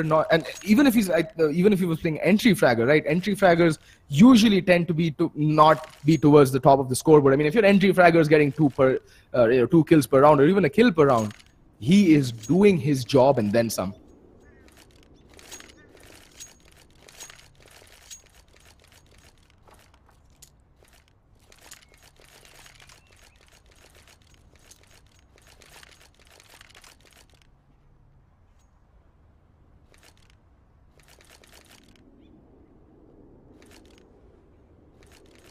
All right, so hopefully with this tactical timeout, Semperx can, you know, banish themselves of their demons, and well, I think they should be forcing it up. They're looking at a double eco anyway, so either they save 2 rounds with and, you know, not get anything out of them, or they take a risk, force into this round, and go in with a muted by 2 rounds hence. And it looks like it's gonna be the former. They're gonna go for a full eco and save for 2 rounds in a row and then go for a proper full buy the round after the next one. And look at this. It's going to be a stack towards the A bomb site, and Havoc finds one, gets dinked down to 37 points of health. Needs to be careful and just walks into a double stack. But I think he's relayed the message over to his teammates that it's an A stack. So yeah, look at that. Breaker already on his way to the B bomb site, already in, has cleared most of the angles as well. And telling his teammates, yeah guys, just come, it's chill, it's all good. And I think for the time being, Semperx would be more than happy to just save that AK-47.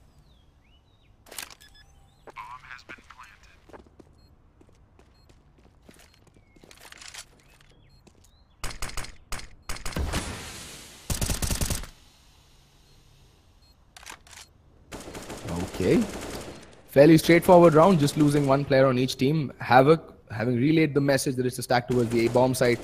The rest of the team just rotates, plants the bomb, and is just happy to sit there and wait should they present themselves. And Semperx doing the smart thing. They know they have they don't have a chance of mounting this comeback, of mounting this retake. They're happy to sit around danger, crossfires set across the board. Should there be any, hunter coming for their weapons or denying them the save of the AK-47, but that's not going to happen. Both teams just sit comfortably, do nothing, and watch the bomb explode. And that's 12 rounds on the board for Risky Gaming. Buster might just want to buy up some Kevlar to go with that AK-47. I mean, there's no point saving an AK-47 and then not buying up Kevlar in this round. There we go. Does buy up Kevlar. Alrighty, 22nd round. Scores are 12-9 in favor of Risky Gaming. And Risky are going to most likely be reaching 13 rounds very, very soon. Oh, Nami getting the kill onto Buster. He was the man with the gun. And Kappa tempted to push, but that nade is going to blow up right underneath him. Takes a chunk of his buttocks with that explosion. And Kappa definitely feeling much lighter than what he was when he went up Broken Wall. Doing the smart thing, passing off the rifle to a player with some HP.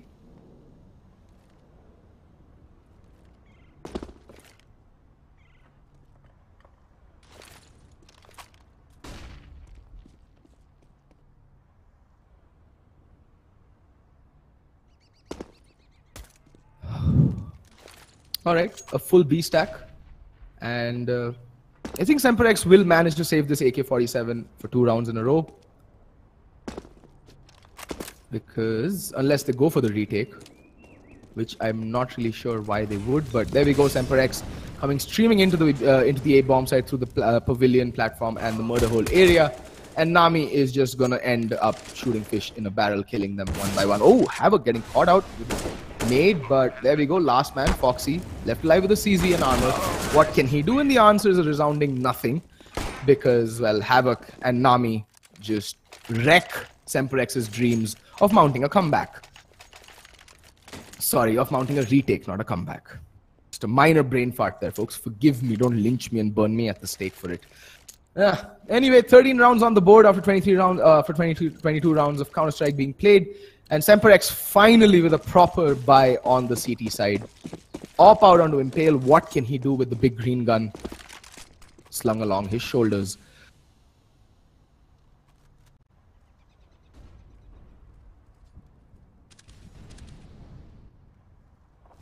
And there we go. Buster playing just below Broken Wall. That nade's not even going to tickle him because, it went off on the other side of the wall. And as we all know, HE grenades in Counter-Strike really don't do much damage or any damage, in fact, if you just position yourself right and get a pixel between you and the nade. There we go, full on de-execute, and Buster gets one, but does get immediately traded out. But there's Foxy with one.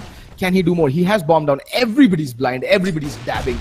And nades come sailing in, and Foxy gonna get taken down by Nami.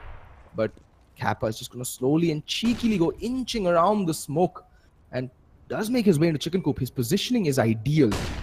His positioning is absolutely wonderful. But Breaker getting boosted up, but Impale does get the kill in the meantime.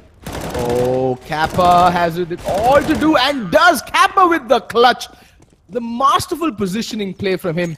Just creeping and crab walking his way, using the smokes for cover to Chicken Coop and just popping out at the best possible moment for his team and spraying down the entire Risky squad. Beautifully played there from Kappa. Alright, 10 rounds on the board. Semperx need to take it one step at a time, but Risky have enough in the bank to, come out with another buy, a full proper buy. 4 AK-47s, 1 op out onto Nami, and a full stack of nades. So it's not like the rounds have been won for Semperx. They lost 3 people in the previous round, so that means they're going to be fairly hurting on the grenade front, and indeed they are.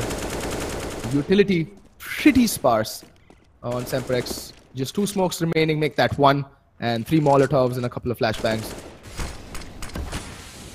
So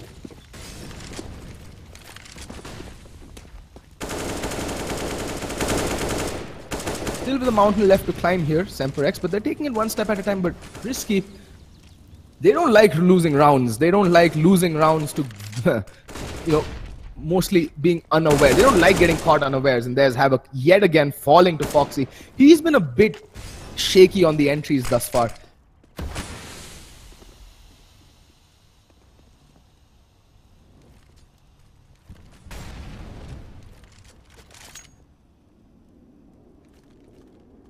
All right.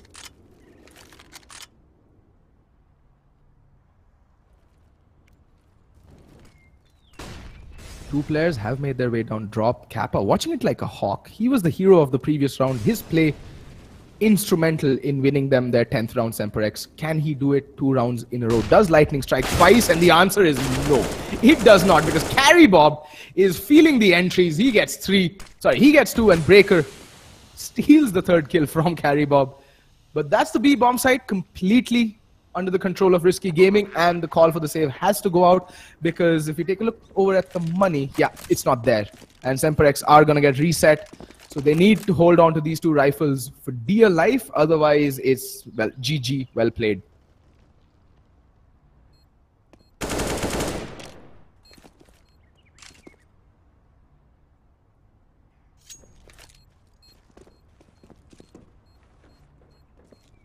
And yeah, look at that.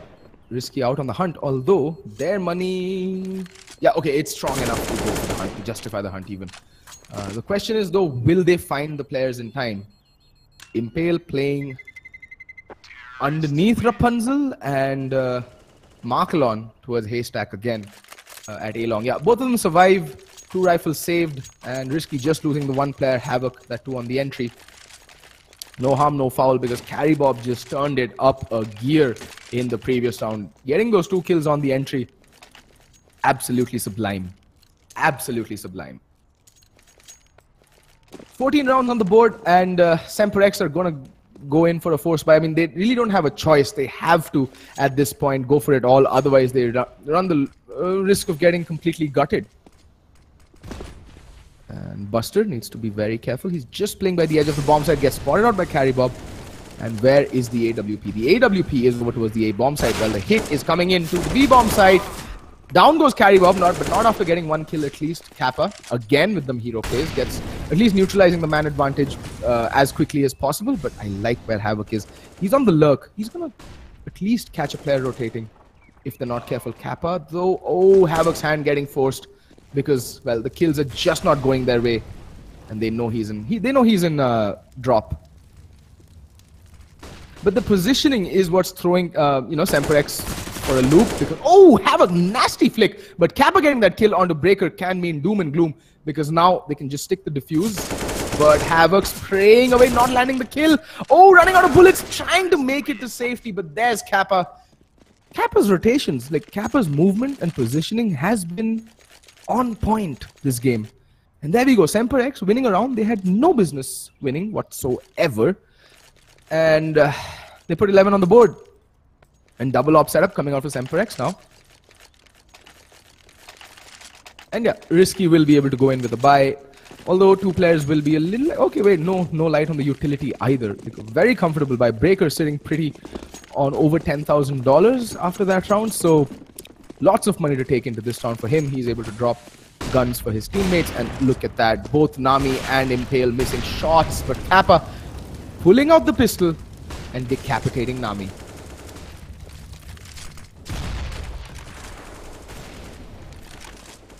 There we go. Impale finds a kill on a Breaker. That's 2 men to the good here, Semperx. They do not want to be making silly mistakes and facing 1 by 1.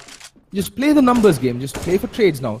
On either side, if you're just playing for trades, you're going to come out on top. You have two men to the good. Relax, breathe, and sit back, and just let the teas come to you.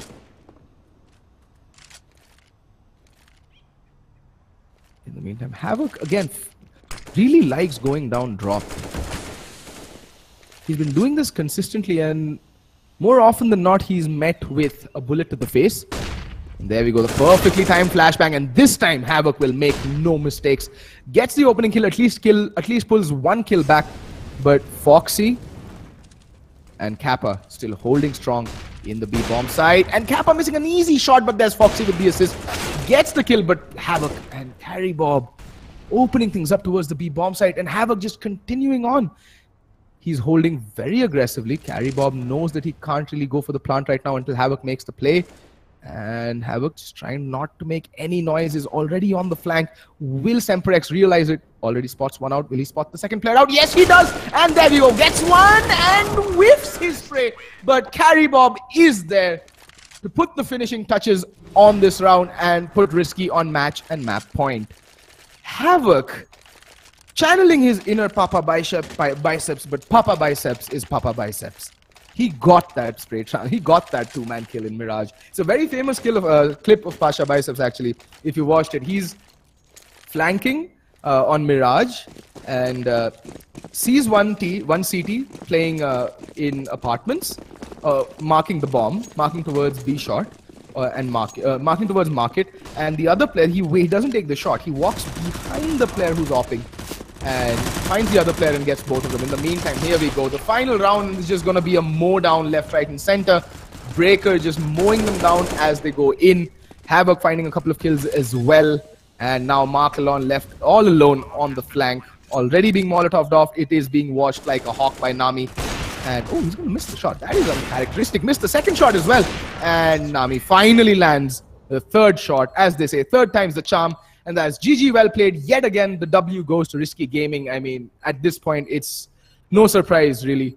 But yep, that's been all from my side for the evening. I hope you guys had fun. Well, I certainly did. Do drop a like and subscribe for ESL India. They deserve all the credit. And they're doing a fantastic job for promoting Indian esports. So yeah, drop a sub, drop a like. This is Fet signing off. Good night, guys.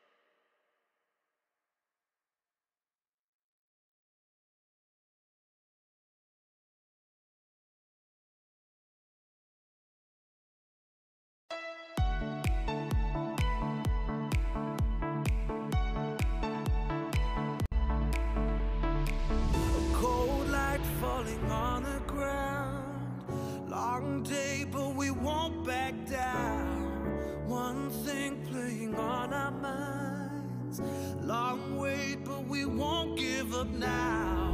You crave the love I gave and we'll do it again. A cold night getting warmer now.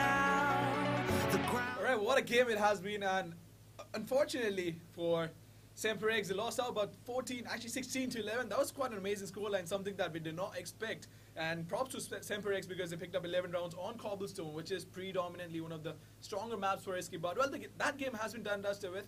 Markelon played really well, but the next game is going to be coming up. It is going to be Dota 2. It is going to be JMD going up against IQ. So well, enjoy the game, and well, I think that is going to be the last game for today. So well, take it over to Dota 2.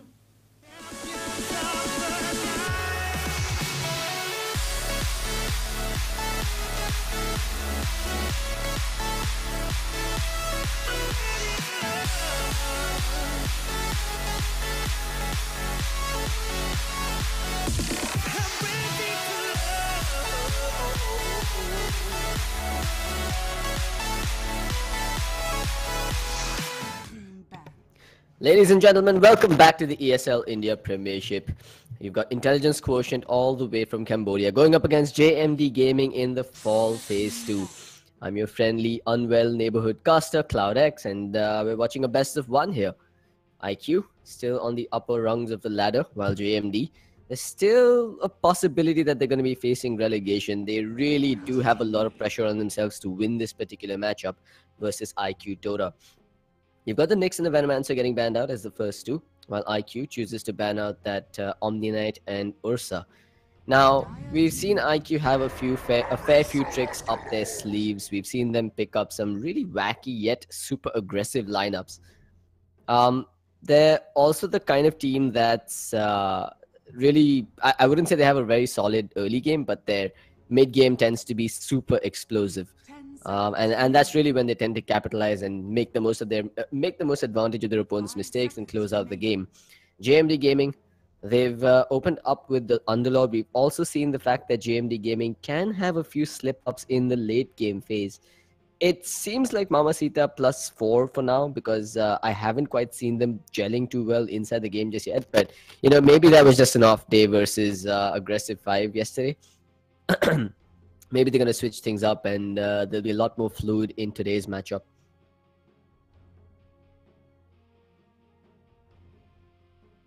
Dire team pick.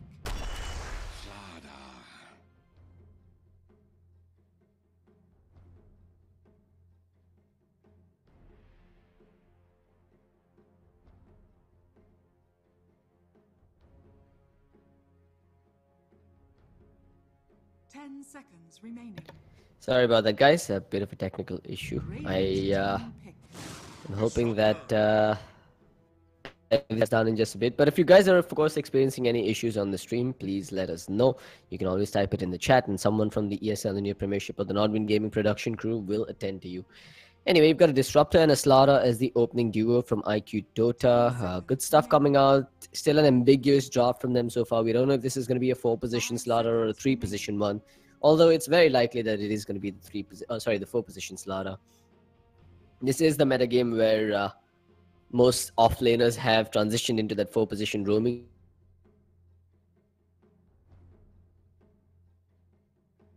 Quite say clowny, but they're just picks that have left me scratching my head about with heroes like the Zeus on the 4-position. But let's see if JMD has any tricks up their sleeves as well. Now, while they have started with the Underlord pick, we have seen them run the Queen of Pain on the middle lane for Mamacita. But I'm sure they're a versatile lot, and it may not be in their best interest to pick up the Queen of Pain. But no, they're going to go with the Lich. This is actually something that IQ Dota ran at the ESL India Premiership Summer LAN phase. I believe they ran a safe lane solo Lich with an offensive tri-lane, and that actually worked out well for them when they took a game off Entity Gaming. Was it Entity or was it Go Figure? I believe it was Entity Gaming, but yeah, this is something that IQ should be familiar with. Lich, of course, is a really good way to deal with the corrosive haze armor reduction from that Slaughter. So I'm not too surprised that they've opted to pick him up. There's also the fact that the Underlord's Atrophy Aura does reduce damage in the AoE, which means that physical damage coupled up with that Slaughter's corrosive haze won't be nearly as effective. So far, I think the draft is working out well for JMD Gaming, but we'll have to wait and see what the next 3 picks are going to look like from both sides. IQ, they did choose to ban out the Viper, which means that a Templar Assassin could be on the cards for them. If they are indeed going for that armor reduction build, the TA does fit in nicely as their middle laner. And with the Venomancer and the Viper both banned out, I think it's in JMD's best interest to ban out the Templar Assassin next.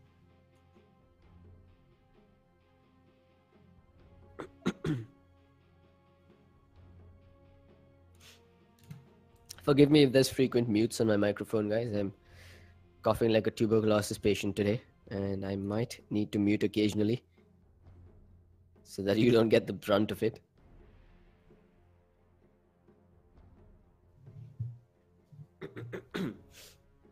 "59 seconds on the clock. IQ Dota really thinking through the next pickup. It is Jing, or Ji, as I've been told it's pronounced. That's going to be heading the draft here for IQ Dota.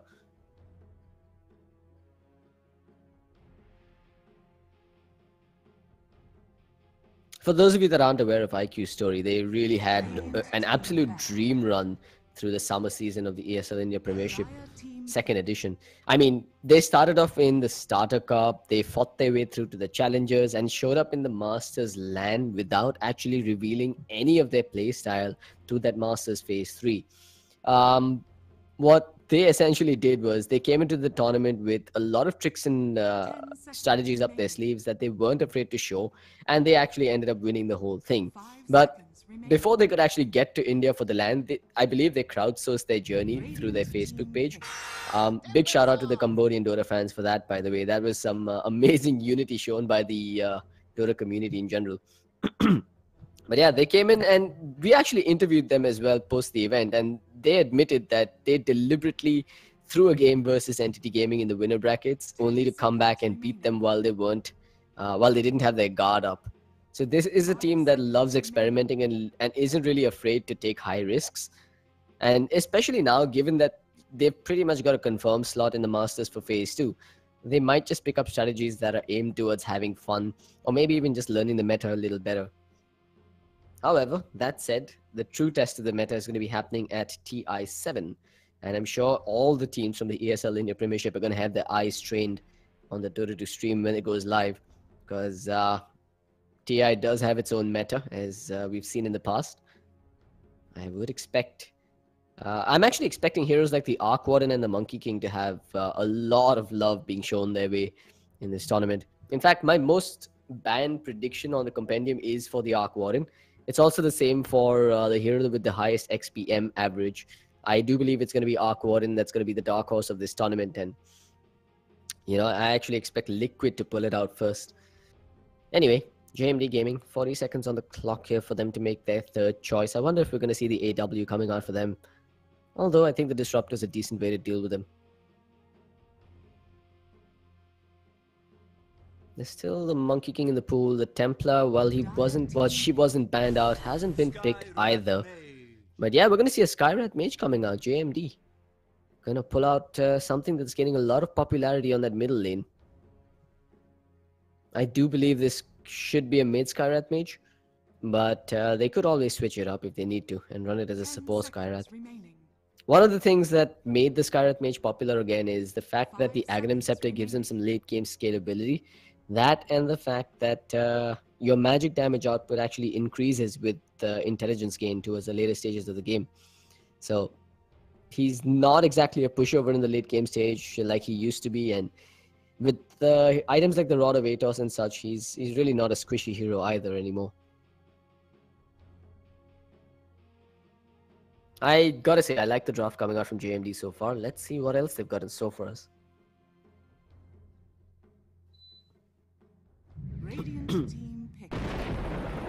We're going to see a Razor pick coming out from IQ Dota.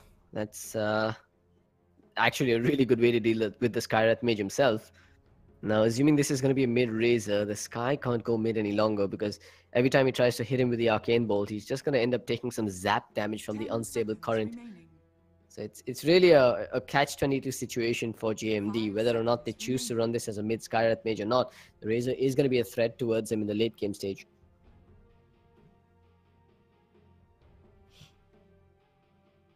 IQ, they have a final pick on the board here, but not before JMD picks up their fourth hero, which, as it turns out, is going to be the Clinks.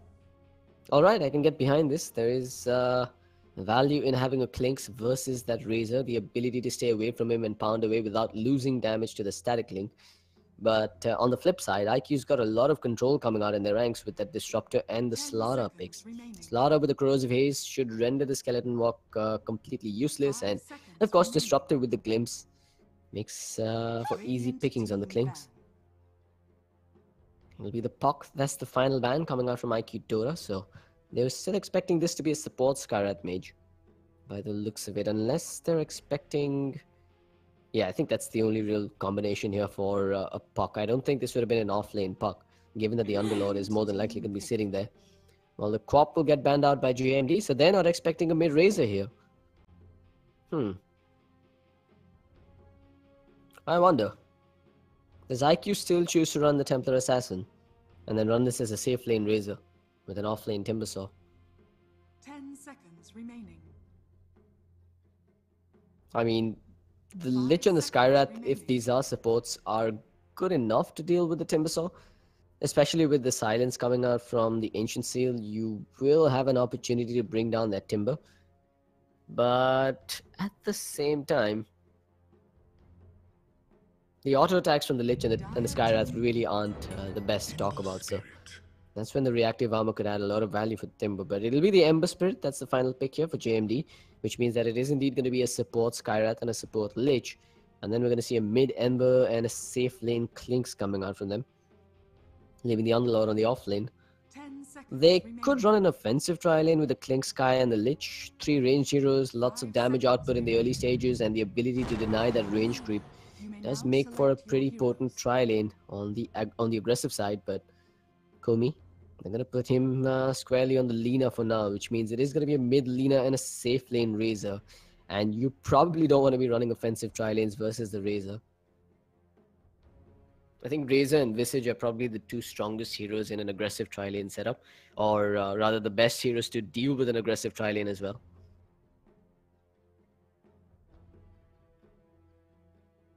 Yeah, I can't say that either side has an overwhelming advantage in this draft. However, the middle lane should be skewed towards IQ.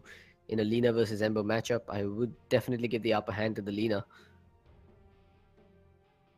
However, it remains to be seen whether either side is going to choose to run aggressive tri lanes here, and how they're going to fare out. 5 seconds. For those of you that are just tuning in, you're watching the ESL India Premiership 2017 edition. We're now in Fall Phase 1, and this is the Masters League. IQ Dota from Cambodia are going to be taking on JMD Gaming from India. And I'm going to be your host, CloudX. Vivek, unfortunately, is absent for one more day. He'll be joining you guys on Wednesday. But till then, I'm going to be taking over his duties here.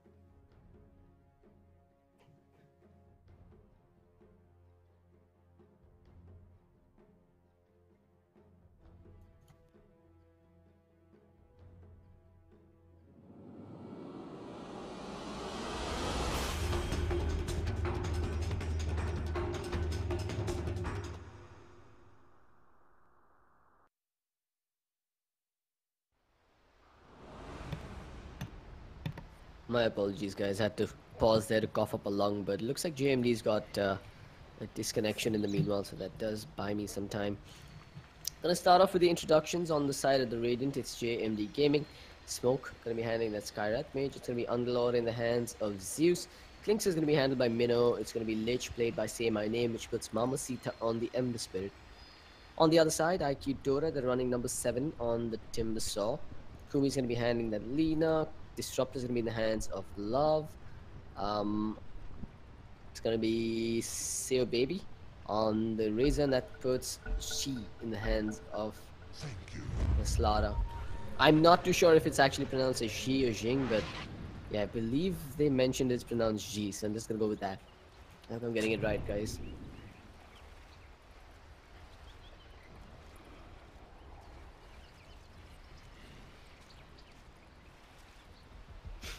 Kappa Pride's being thrown out.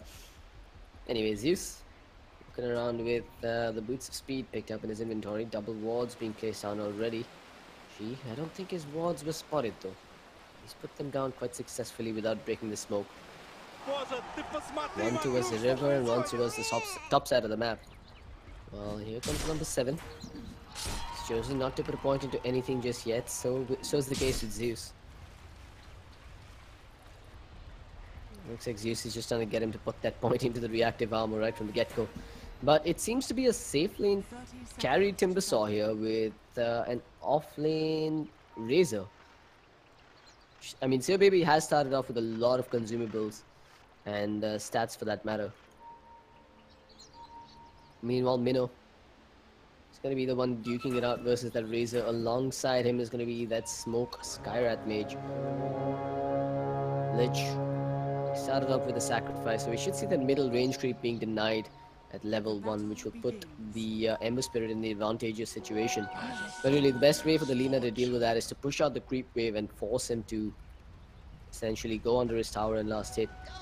But for now, it's 3 bounty runes that are picked up by the side of IQ. They even managed to steal the bounty rune deep inside the jungle, giving it over to the Slaughter, who's now looking to snipe that courier. Mamacita, he's playing without a range creep. And Kumi should have recognized this, might want to start pushing out the creep wave. In fact, it's already under his tower.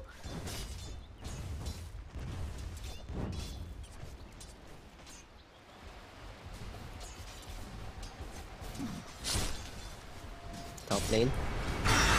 So there's going to be an aggressive dual lane coming out from JMD Zeus. Could be in a bit of a bind here. They have the crush and they're going to do a fair bit of damage. Wow, okay then. They're going to put down a tree to get the pure damage off from the Whirling Death. Next level stuff coming out from IQ Dota. I bet he did not see that coming. I sure as hell didn't. Anyway, that's first blood going over towards IQ. It will be Slaughter that claims the money for it. As Zeus got to his pants down. Meanwhile at mid, Slaughter, he spotted that courier coming in while Mamacita's already expended the Flame Guard once. He's taken a few hits here from that Lina. With the Slaughter's rotation, he's not going to be able to get back in time to deny that range creep, and is going to have to deal with the lane of, or rather 3 melee creeps under his tier 1 tower.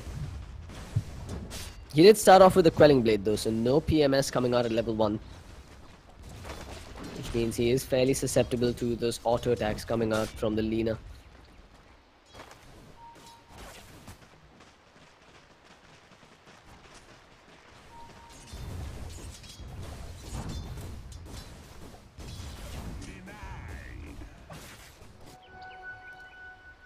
She. Another bounty rune stolen by him. Puts Lich on the back foot, but I don't think Lich is going to be too bothered about losing EXP. That's what the sacrifice is for. Heading back at bottom here, baby. He's actually been left to his own devices here, and he's winning this lane quite hard.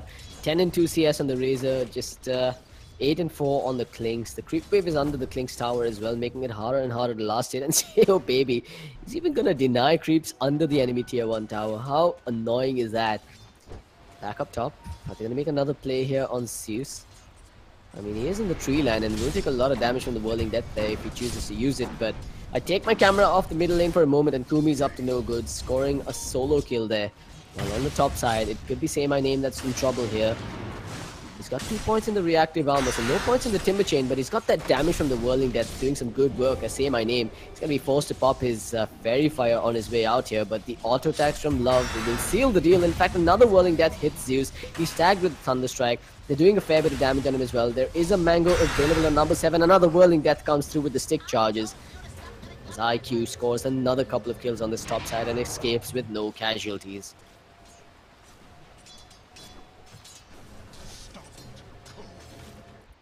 Bottom lane, there's She coming in to help out the Razor, get his farm going. Well, up top, Zeus and the Lich aren't able to score that kill on number 7 just yet. They've essentially lost all 3 lanes on the side of JMD Gaming right now. And while Mamacita is getting a little... I mean, he's getting decent CS on this middle lane, but Lina's already killed him off once by himself. Zeus, what's he doing? He's actually going in, hoping to dodge the Firestorm, but... Number 7 does end up going down. Zeus finally opening up the scoreboard for JMD Gaming. Kumi, as the LSA does manage to connect it, and he steals the Arcane Rune in Mamacita's face. Oh, this is not good. Kumi is going to have that LSA cooling down again. Has it to go, gets it off, connects it along with the creep coming in as well. NCs for the win. Neutral creep Dota. helping Kumi score another solo kill on Mamacita.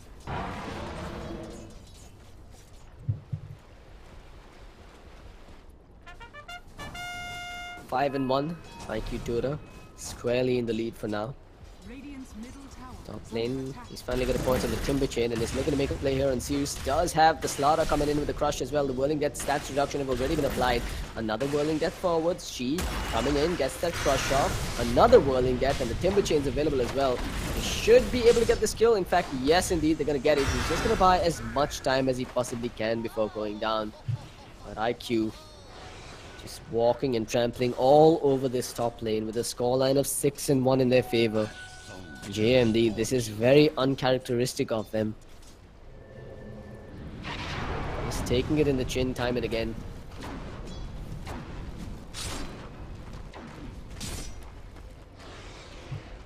The real issue with the JMD lineup is they don't have too many stuns to work with. I mean, their only sources of lockdown are in the form of the Pit Lord, Pit of Malice, which he hasn't skilled up just yet, and the Searing Chains on the Ember Spirit. And without any sort of lockdown on the Timber Saw, you're essentially giving him free reign to jump left and right with those frequent Timber Chains. There's the glimpse, pulling in Say My Name. They have a little bit of mana to work with on number 7 as well, as they will end up scoring yet another kill on that Lich. Time and time again, it's the same storyline. IQ just coordinating and communicating significantly better than JMD, and punishing JMD for any little missteps that they make.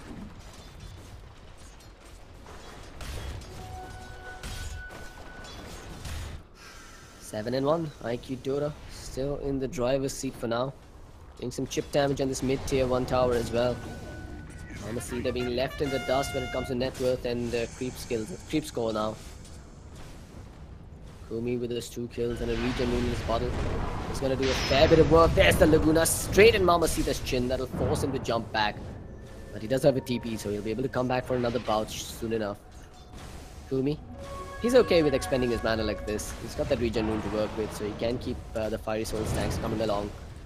Mamacita back for another bout, but this time the Crush is there, connects onto 2. The LSA will catch the Lich as well. Kumi with the Dragon Slave gets that kill. Well, he's trying to bait out something from Mamacita, but he'll just TP out in his face.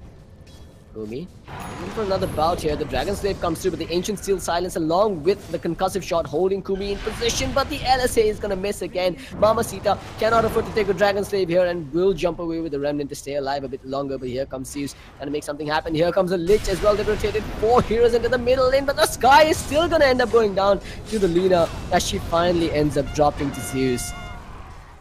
Lina just causing all sorts of chaos on this middle lane. In fact, has even put that tower into deny range on the middle lane. Meanwhile, at bottom, Klinks is in trouble. The Crush is there, but where's the detection? It's not available any longer, but it's coming back shortly. They have vision of Minnow TPing out, and without the glimpse available in Love, he will get on out to safety. Surprising that JMD is not denying that middle tier 1 tower.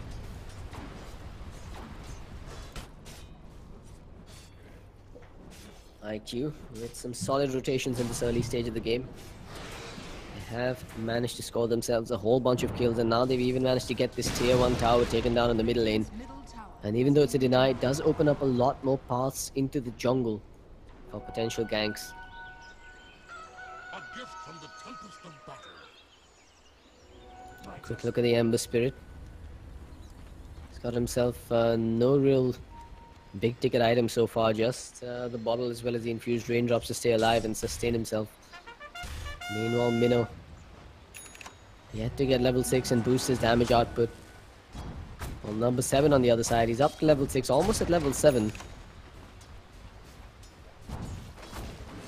But he's playing it safe for now. He knows that something's up. Here comes the Skyrat. They're going to start off with a Pit of Malice. They have the Silence to follow it up. Lots of damage being pumped out. And finally, they're going to get this kill on number 7. No, they're not. He's going to Timber Chain out to safety with the reactive armor coming in as well. Laguna Blade in the face with a Crush catching 2. They get the kill on Minnow and follow it up with a kill on Smoke. While number 7 is regen back up and is going for the kill on Zeus. The Cavalry has arrived. The Crush is there as well as the LSA. But here comes the Ember doing some good work, bringing down the Timber Saw, and is going for Kumi next, who's been burned to a crisp with the Flame Guard. But number 7, he's here in the fray, gets the Crush off and secures his retreat, while Mamacita has no more Fire Remnants available. It looks like IQ will be able to disengage here, losing just the Timber Saw in the fray. And all the while, Razor continues to farm and push out this bottom tier 1 tower and is doing a significant amount of damage on it as well. You know, looking for stragglers on the retreat, might just end up finding Kumi, but look at how IQ are walking by themselves here, all sticking together. No one ends up going down the strafe. I'm not sure if that was just unintentional or very next level, where they just stuck so close to each other that the Clinks couldn't find a single target by himself.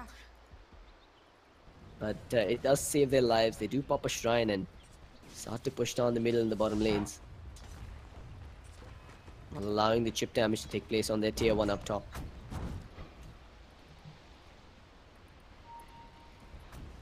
Well, she is here to defend this as best as he can. Radiant's middle tower is under attack.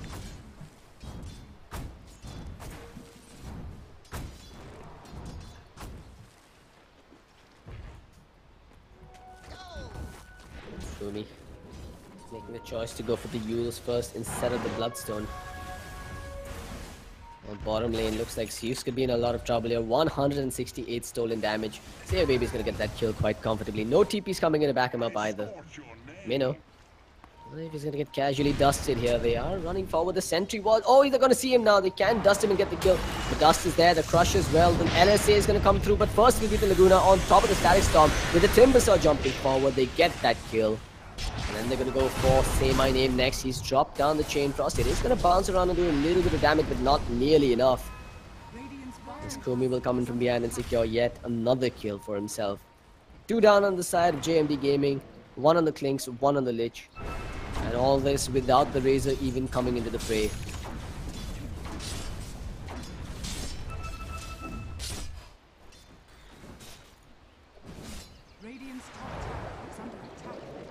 The Blink Dagger looking on Shi, he's still quite a way off from it.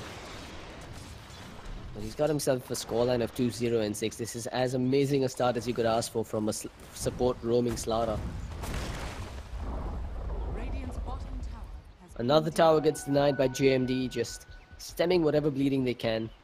Slowing things down here, trying to control the pace of the game, but IQ has a bone to pick with Zeus here. He does get a bit of Malice off, but just getting a few hits off first, followed by the glimpse into the kinetic field. Just being as efficient as they can with their stuns. Saving that crush till the very last moment, and even going for the courier now. Choosing not to go for it. Sayo Baby scores another kill and finishes up his drums with that. The score sitting at 16-3 in IQ Dota's favor. As they've taken a real dominating lead here in the first 12 minutes.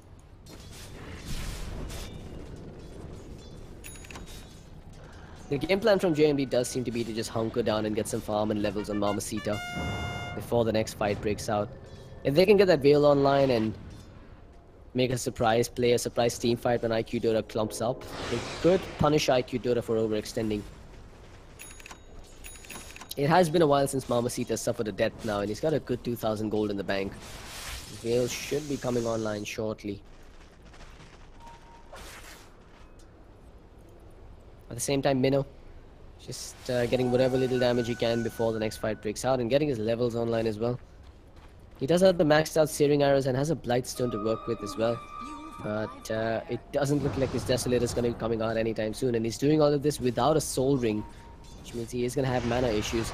You'll set up, but Kumi going to get jumped from behind by Minnow. The silence is there as well, and they will get the kill on the Lina. Kumi just really not respecting the fact that JMD are still playing as a 5-man unit. That's a mega kill streak taken away by Minnow, putting him in a rather comfortable spot now.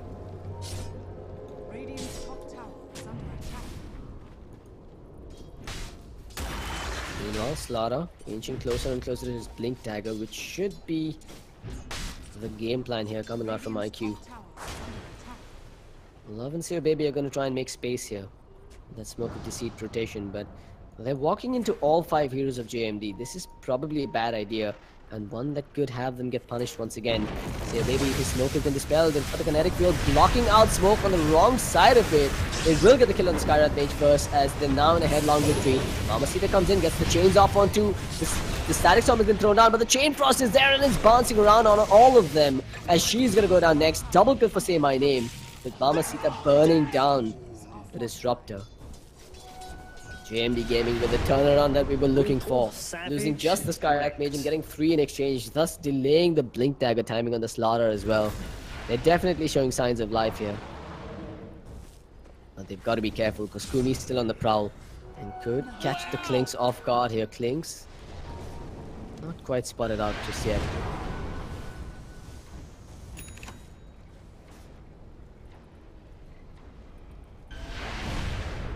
Meanwhile, just being efficient with the farm, not taking any damage whatsoever from those Ancients before she bottles up that Invis rune.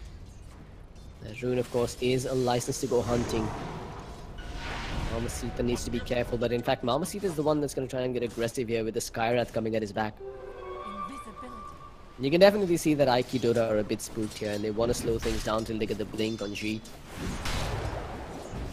With a scoreline of 17-7, you do tend to get overconfident, but you got to remember the net worth graph isn't that far apart.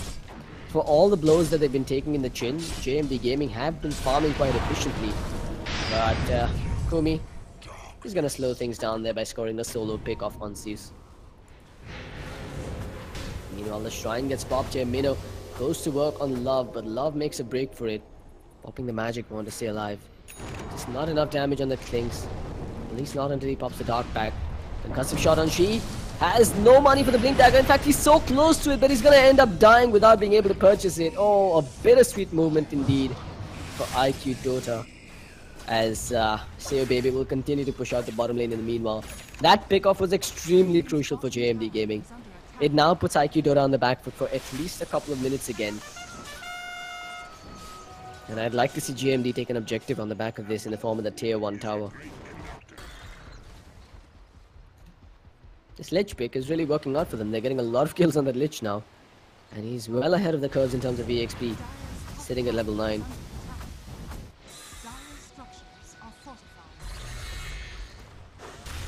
Number 7, going for the Bloodstone next. Has picked up a Yules of his own now to deal with the silence coming out from the Skyrath Mage.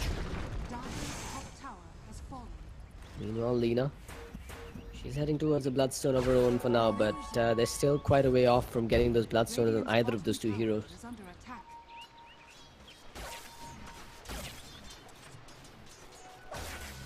Looks like Baby has finished up his Yasha for now, but probably doesn't want to stick around here for much longer, given that the cavalry has arrived from JMD Gaming.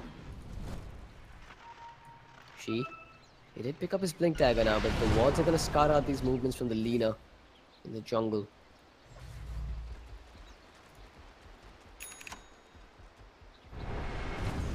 Now we see them now sitting with a full Veil of Discord at the ready. And doing a significant amount of damage here. There's the crush jump in. It's just on the list. The mech gets popped immediately. They silence him, they Laguna Blade him, they throw everything at him to score that kill. While the Glimpse was attempted to bring down Mamacita, he did have a remnant to get on out to safety. But IQ's thrown a lot for that one kill on the Lich. JMD could definitely fight back here. But all the while, number 7 uses this space to get down a tier 1 tower on the top side. Minnow on the prowl. Looking for that pick off on the Razor. He's quite isolated here and needs to be careful. But he is moving towards his Timber Saw. The concussive shot will slow him down. The Ancient Seal not thrown quite yet. He's going to use the drums and make a break for it, but the TPs are coming into the shrines. All 5 heroes make their presence felt as they bring down the Razor there. There's nothing that the Timbersaw can really do but run from there. IQ not looking in the topmost form here. Just earlier on in the tournament, they did drop a game to Aggressive 5 as well, and now JMD Gaming, a team that formerly took a game off Aggressive 5, are now giving IQ a run for their money. Slow and steady recoveries coming out here from JMD as she gonna put a stop to that, scoring potentially a kill here on Say My Name, who unloads with the Chain Frost. They're gonna go for the kill on the Slaughter, but Slaughter's making a big break for it. IQ taking up the high ground. Casual Laguna Blade thrown out on Say My Name, just not enough to bring him down though.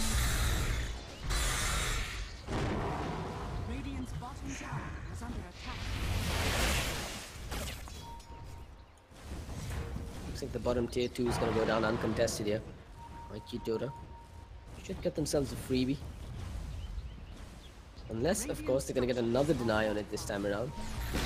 But this time the tower drops and she's looking to initiate with his blink. He is on the front lines here and has the blink at the ready. Goes in, crushes two, does drop down the corrosive haze, but man is out of position. But Smoke is out of position as well and ends up going down. So they make it a 1-for-1 thus far, make it a 1-for-2.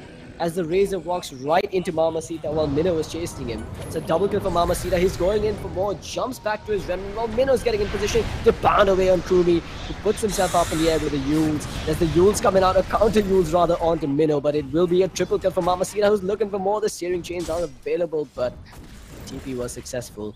Again, a fight that goes heavily in favor of JMD Gaming, and while they may have lost their tier 2 tower, their core survived and end up getting kills for themselves. Mamacita, the clear victor of that team fight with his blink in the veil, getting himself 3 quick kills and approximately 1,000 gold in that fight.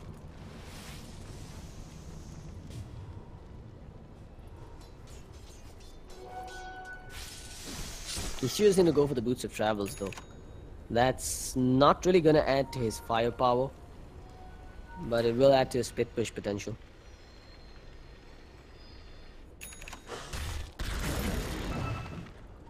Remember, it's absolutely crucial for JMD to win this match because they are on the bottom rungs of the ladder and are a step closer to facing relegation here.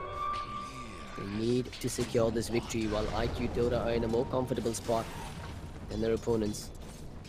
Mamacita, no defensive remnants have been dropped just yet. He needs to be careful about this. The Slaughter is coming in, still no defensive remnants as he blinks in but gets silenced by the glimpse. The Crush is there, catches out too again, but it's just not enough damage with a mech from Zeus keeping them hale and hearty.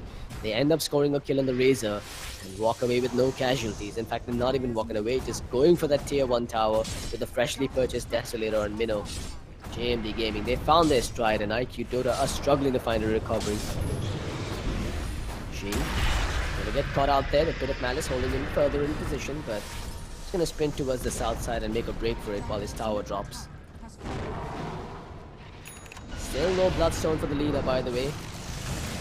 Glimpse keeping Zeus at bay, but he's got that Dark Rift, starts to channel it and starts to make his way out of here. Should be able to get on out to safety quite comfortably, but he's now got his eyes set on the stragglers. 8 seconds till the Blink Dagger's back online, and Smoke has got nowhere to go but towards his towers. The slow comes down. She doesn't really still want to chase past this. IQ Dota making a questionable player inside the Rosh pit. I mean, it's fortunate that there's no Radiant Lords watching this movement, so they should get this Roshan quite comfortably. Unless, of course, JMD chooses to pop a smoke and move into the pit. Yep, they've seen it. They did drop the scan, so they know what's going on, and they popped their smoke already. This could be a choke point for JMD Gaming. With a bit of Malice coming online, they can take a fighter quite successfully. The jump in is there, Mamacita. They do get the kill on the Aegis on the Roshan, but the Aegis gets snatched by the Dire. It's 3 down on the side of IQ, and it's about to be 4 as Seo Baby is next on the hit list, getting beaten up by Minnow. The roots are there on the Lina as she respawns with the Aegis and ends up dropping, making it a 4-man wipe, leaving just Love to survive and head back towards this tower. That was a Roshan kill going towards JMD, but the Aegis being picked up by the Lina. It's JMD Gaming in the driver's seat now as they brought the graphs closer together in terms of net worth and EXP.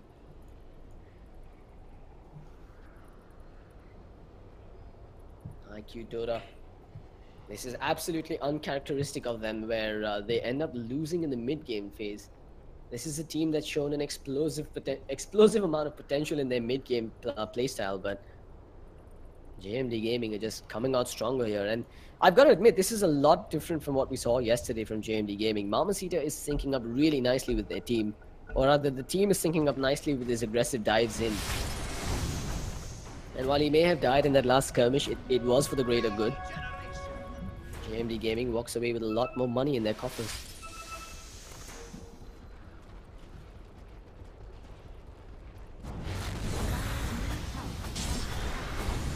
Mid tier 2 in jeopardy here.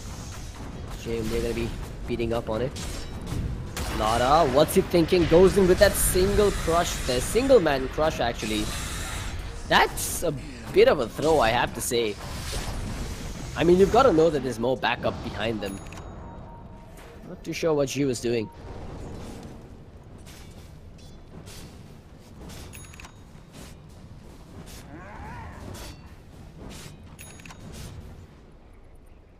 Minnow about to finish up, or rather getting closer to his BKB. Needs about 2,000 gold before he can finish it. Well, number 7 did pick up the Bloodstone. He's actually lost charges on it already. Lina, meanwhile, she's okay in terms of Bloodstone charges, sitting at 12 charges for now. Uh-oh, Minnow spots out Sayo Baby here by himself, but should spot out number 7 coming in as well. You could see the lust coming in Mamacita's eyes as he saw that Razor standing out by himself there, but made the right decision to turn away, knowing that the Timber was in the vicinity as well.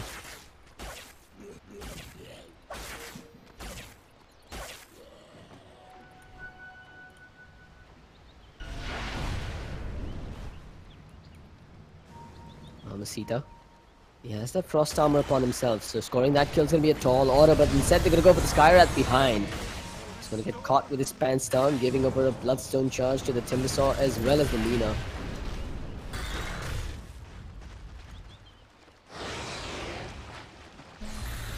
They've got to be careful though, JMD Gaming. They can't afford to give away pickoffs like this, because with double Bloodstone on the side of IQ Dota, every time they win a fight, they're going to come back stronger.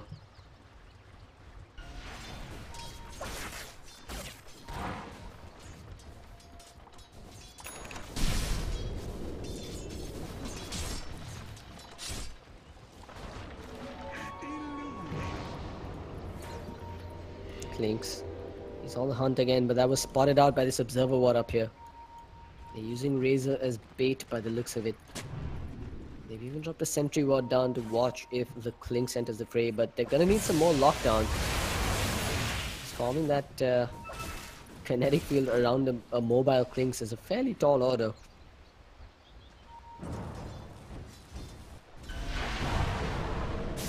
Mamacita. Gonna get the Searing Chains off on the Lina, but can't do anything more than just harass him there. Meanwhile, IQ still hoping that the Clinks is in the vicinity, dropping scans here and there. Prepped and ready with the dust.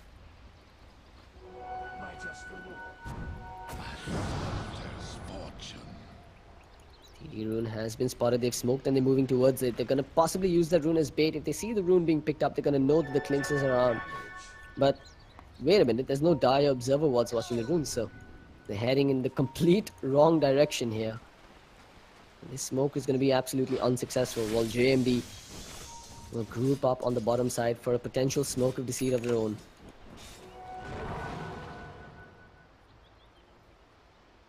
Now Kumi. He's still on the prowl here inside the jungle on the bottom side, keeping his stacks of the Fiery Soul online. Waiting for the creep wave to come push in. Clinks. He's on the hunt here with the DD rune. Oh, he's gonna find the Lina. Lina's gonna get slowed down with a concussive shot. There's a Clinks to greet him in the face. But Kumi gonna attempt to TP out there, but will be unsuccessful. Everything but the kitchen sink thrown on him. Mystic Flare as well as a few auto attacks from Minnow. They score the kill while Minnow picks up a Diffusal Blade. For fear of potential Ghost Scepters coming out on IQ Dota.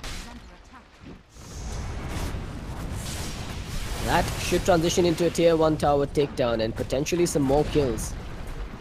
If they can manage to lock down a target.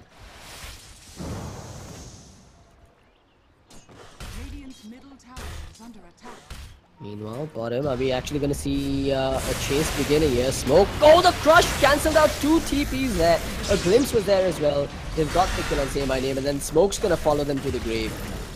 Giving over another couple of Bloodstone charges to number 7. As well as the Lina. Well, never mind, not Lina. 2 supports, 2 stragglers being picked off there on the retreat. JMD Gaming overextending by just a little bit. However, their cores will continue to survive, and Mamacita will make progress towards his Lincoln Sphere.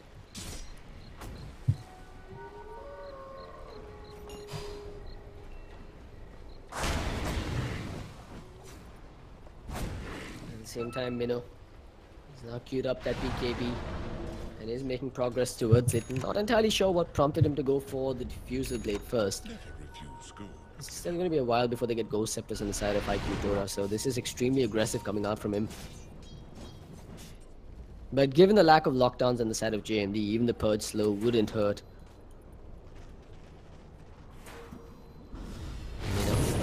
wants this tier 2 tower on the top side and will take it down here. No fortification popped by IQ Dota even. They were just caught completely off guard there.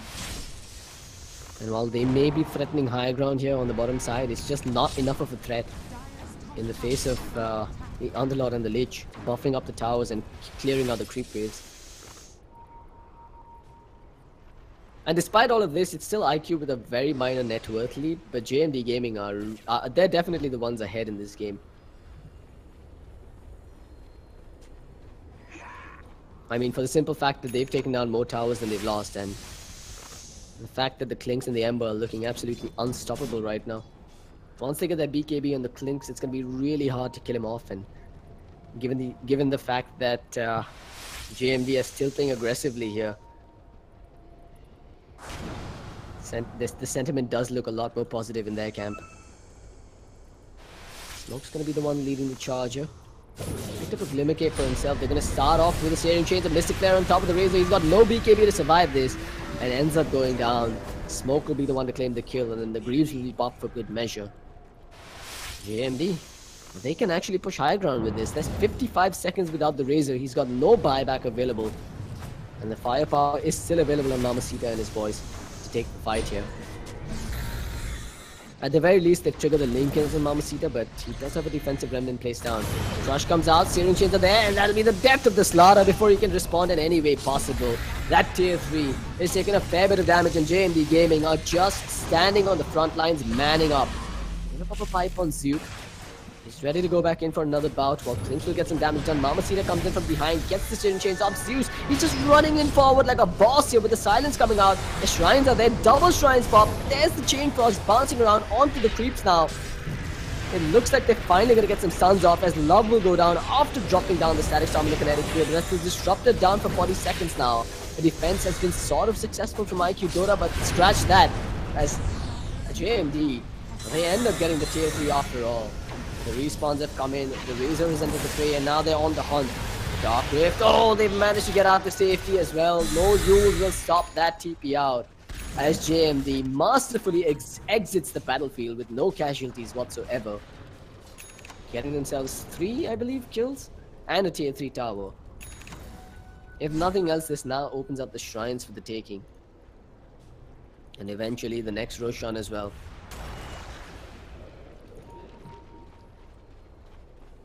The next fight is going to be with the Clinks BKB and possibly with a Maelstrom on Mamacita. For the first time in this game, JMD Gaming has actually taken a lead in terms of the numbers as well, with about a 2,500 net worth lead and a 2,000 EXP lead going their way. Showing no signs of stopping whatsoever, just grouping up again as 5 and moving towards the rush pit.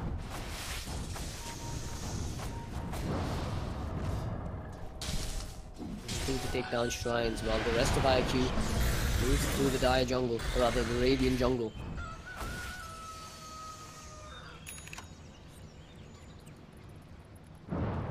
You know, I'm not sure if they've scouted out the fact that Roshan is alive, but Seo Baby's out here by himself. He's got to be careful.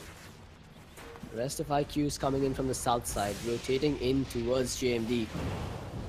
You know, he's gonna be the one to reveal these smokes. There's a concussive shot coming out. They've got the Skywrath mate. The Laguna blows him up immediately, but the Skywrath, he goes down, but so does the Slaughter. There's the Static Storm catching out too. It's placed beautifully, but the BKB has been popped by Minnow as well as by Seo Baby. He's sold in a truck ton of damage, and you don't want to stand and fight in his face, but do you? Because Mamacita, he's not afraid to go forward. The Greaves will keep them alive a little longer, as Seo Baby is the one to run. He's got 203 stolen damage, but he can't put it to use at all. It's a triple kill for Mamacita and JMD Gaming. They may have lost 3, they may have lost 2, but they've got 3 in exchange. And still come out the victors of that skirmish.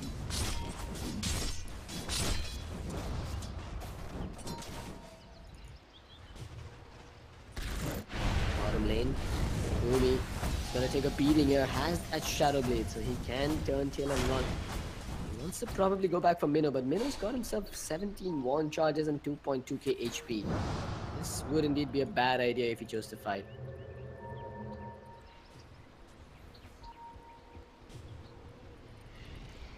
Roshan is up for grabs here. Mamacita's gonna move into the pit first. Got a 28-second window without that Razor. They can move in and sneak the Roshan and take the Aegis for themselves. No dire observer wards overlooking the pit either. This should be an easy takedown on the Rosh. And the Aegis and a Cheese going in favor of JMD Gaming. IQ, not only do they have to contend with the BKB Clinks, they've also got to deal with the Clinks with an Aegis now. And a Cheese on Mamacita. Razor. That was just way too close for comfort. He actually TP'd in there by himself and could have easily been brought down by JMD.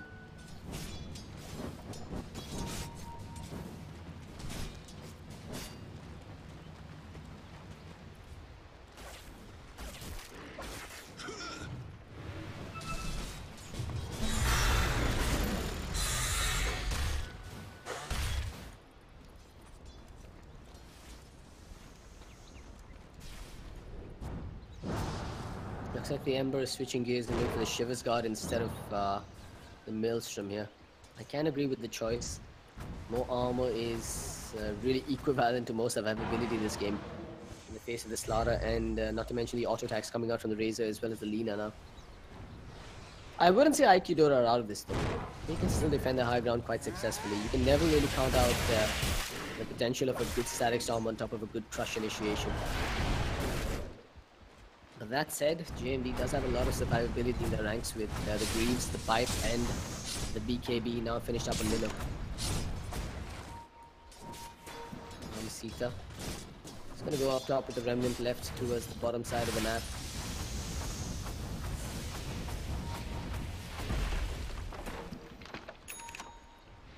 Mino and his boys sparing no expenses to take down shrines on the way to that tier 2 tower.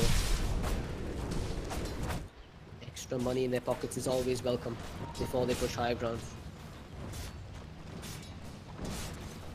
Looks like the Slaughter is getting in position here, but they really can't kill off this Ember Spirit with just the two of them.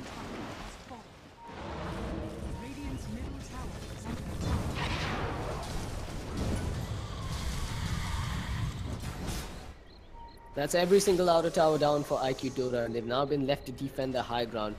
Mino is giving chase here. He's gonna start the fight off here. They got the silence, the Mystic there, but the Lotus Orb will cancel out the silence and allow the Timbersaw to get on out to safety. Still looking for the next big item from Mino now. I assume it's gonna be crits.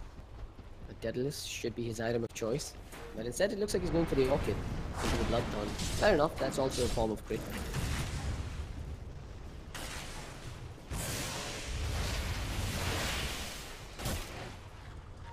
I don't think number 7 and his boys will be too beefed about, or too worried about that Bloodthorn coming out on the Clinks.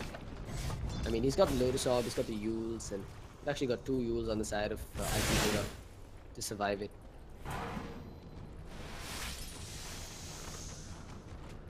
Well, here we go. The Aegis still strong on Minnow as they look to beat down on that tier 3, or rather that middle lane of barracks.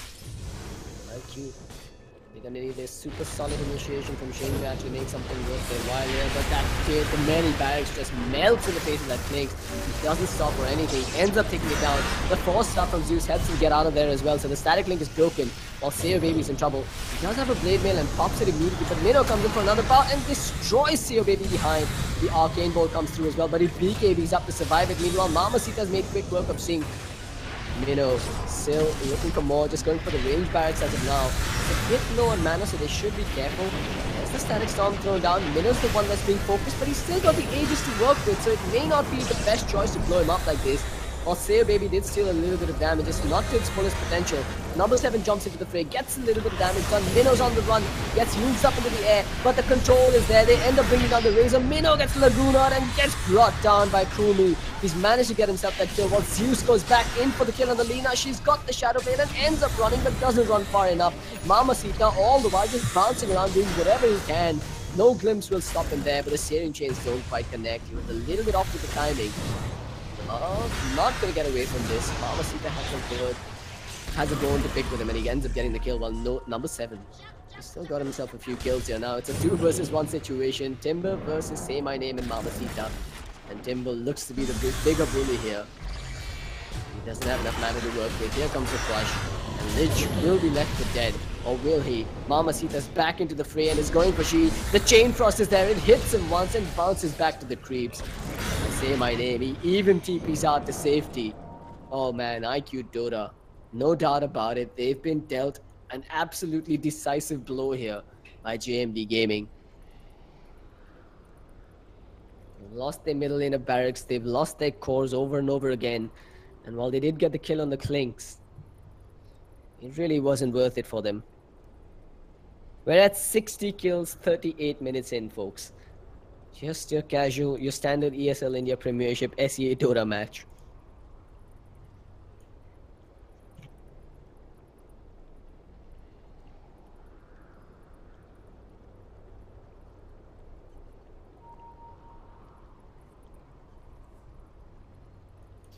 JMD Gaming. Huge props to them though this game. I mean, they've just held their ground and made a comeback right from the depths of hell, to be honest.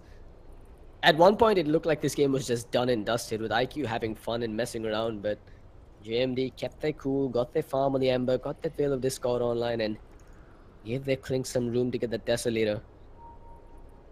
Almost blindsided IQ Dota with that mid-game comeback. Honestly, the longer this game goes, the more I'm going to start favoring JMD Gaming as well. The Underlord, who's building pure utility items. He's about to get that Lotus Orb finished up as well, which is going to cause a lot of problems for the Lina. Not to mention the Razor as well. At the same time, you've got 4 Staffs, Glimmer Capes, and all sorts of survivability items coming out from that Skywrath Mage and Lich as well. And they've got a gem for good measure.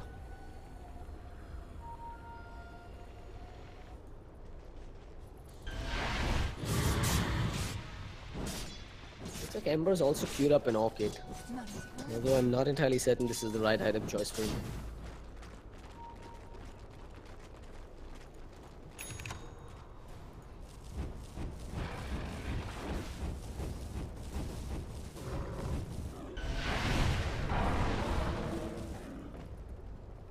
Kumi, he's finally gonna go for that BKB up next, not gonna choose to finish up the Shiver's Guard with that Plague Mail. Needs the magic immunity to deal with all the spells being thrown out by JMD. In fact, they're getting themselves a fair bit of control coming out with the Pit of Malice and that Ancient Seal Silence. The fact that the Razor's unable to get onto the front lines and dish out the damage as he deems fit is really signs of trouble for IQ Dota. But IQ's shown that they're adept at splitting up the team fights and picking off targets in isolated areas. Their two-man coordination is really top-notch, and that's something that JMD are going to have to be careful about in these team fights. They need to stick together, duking it out as a unit, using the Clinks to siege the buildings without getting distracted by a deep diving slaughter, etc.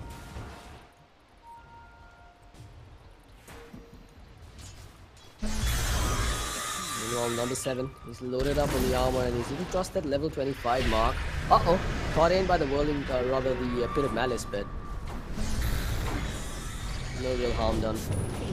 He did have Lotus Orb available.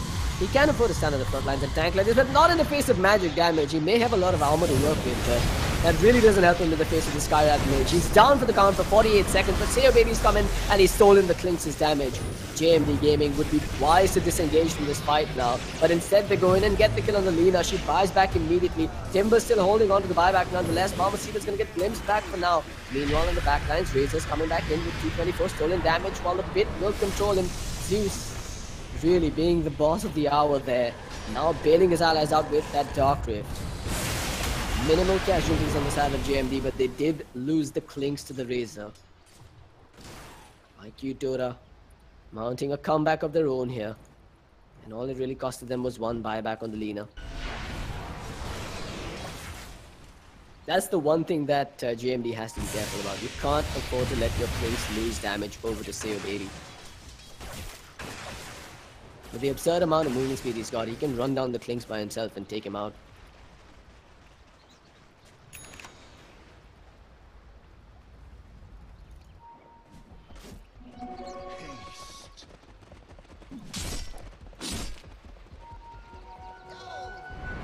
Meanwhile, Zeus holding on to the money, not quite finishing up that Lotus Orb just yet. I assume that's what the courier's gonna pick up next, but now let's have a look at Smoke. No real item progression for him just yet, just holding on to the Glimmer Cape and the Force stuff.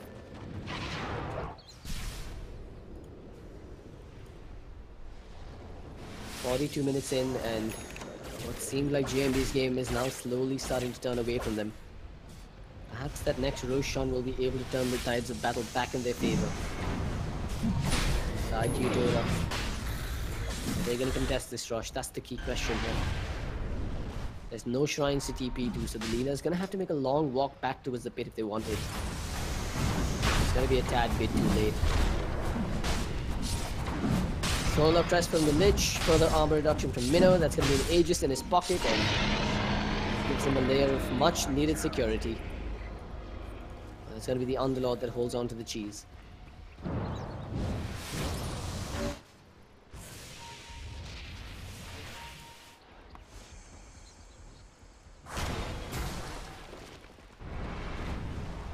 I think evasion was a bit more justified than the +10 to all stats this game.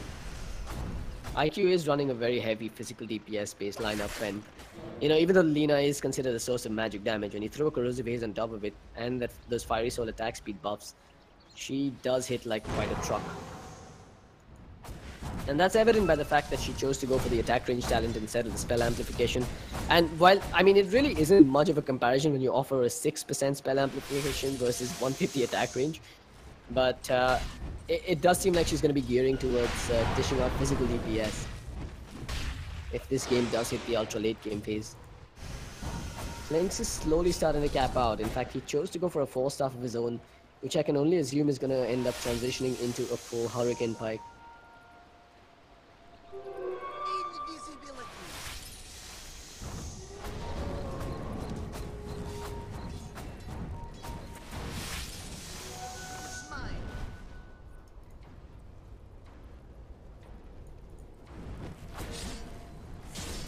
JMD Gaming, they don't want to delay this game for too much longer, for fear of the Lina becoming a physical DPS core as well. Fortunately for them, the Disruptor hasn't managed to make any progress towards the Aghanim Scepter, so those BKBs on the side of JMD will still add a lot of value. Mamacita keeps the momentum going on the top side of the map before joining his allies on the bottom to his Fire Remnant, but this now means that IQ are going to have to suffer a few hits on their tier 3. So baby has to be really careful about this. In fact, Mamacita's just jumped right in. He does have a defensive remnant available. So baby has to notice off turn upon him as well. Looks like the fight's been split up again. Minnow pops his BKB preemptively, goes to work on Say Baby, but there's the Blade Mail activated with 119 stolen damage. Say Baby runs forward, but is he too far forward now? He's going to have the BKB deployed as he makes a run for it. Chain Cross did get thrown forward, but nobody on the side of IQ has died, and now they're the ones on the hunt. Kumi going forward with the Yules at the ready. Will he begin the fight on Zeus, or is he going to look for a higher priority target? Instead, he's going to just run past everyone. There's the roots coming out. Zeus takes a bit of damage. The Yules is there, controlling up that Timbersaw. He jumps back to the trees, while Nina's trying to do some damage in the backlines. Gets controlled up. JMD just not leaving each other's side. Sayo Baby stealing some damage, pops his Blade Mail, preventing Minnow from doing the damage on him.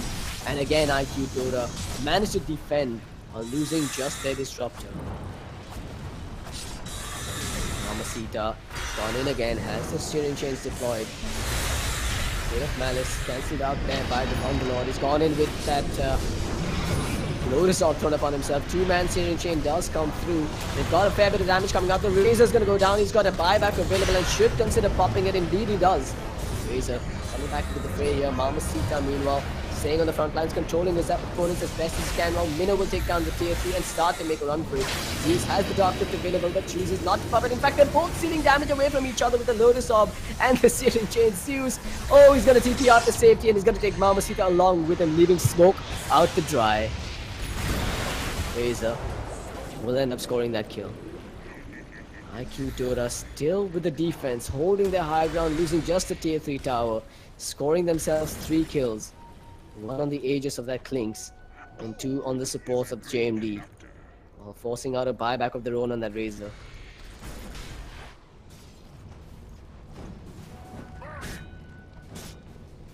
Mamacita, meanwhile, walking around with 8,000 gold in the bank, 8,500 gold in the bank rather.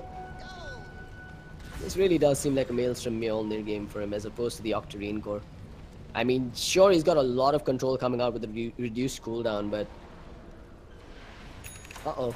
He's gonna have to be careful here. If they catch him out of position, he could be going down without a contest. He's got the blink and blinks away to safety, but they don't have vision of him. And he will survive. In fact, it's Lina that's gonna be caught on the other side of the map by herself and will be brought down. Minnow claiming the kill for that with his BKB activated. Mamacita going forward with the Octarine core available, but whips on the steering chains as Sayer Baby picks up a haze. Makes a break for it. Lina, that was a dieback on her, I believe. She's down for 80 seconds without the buyback available.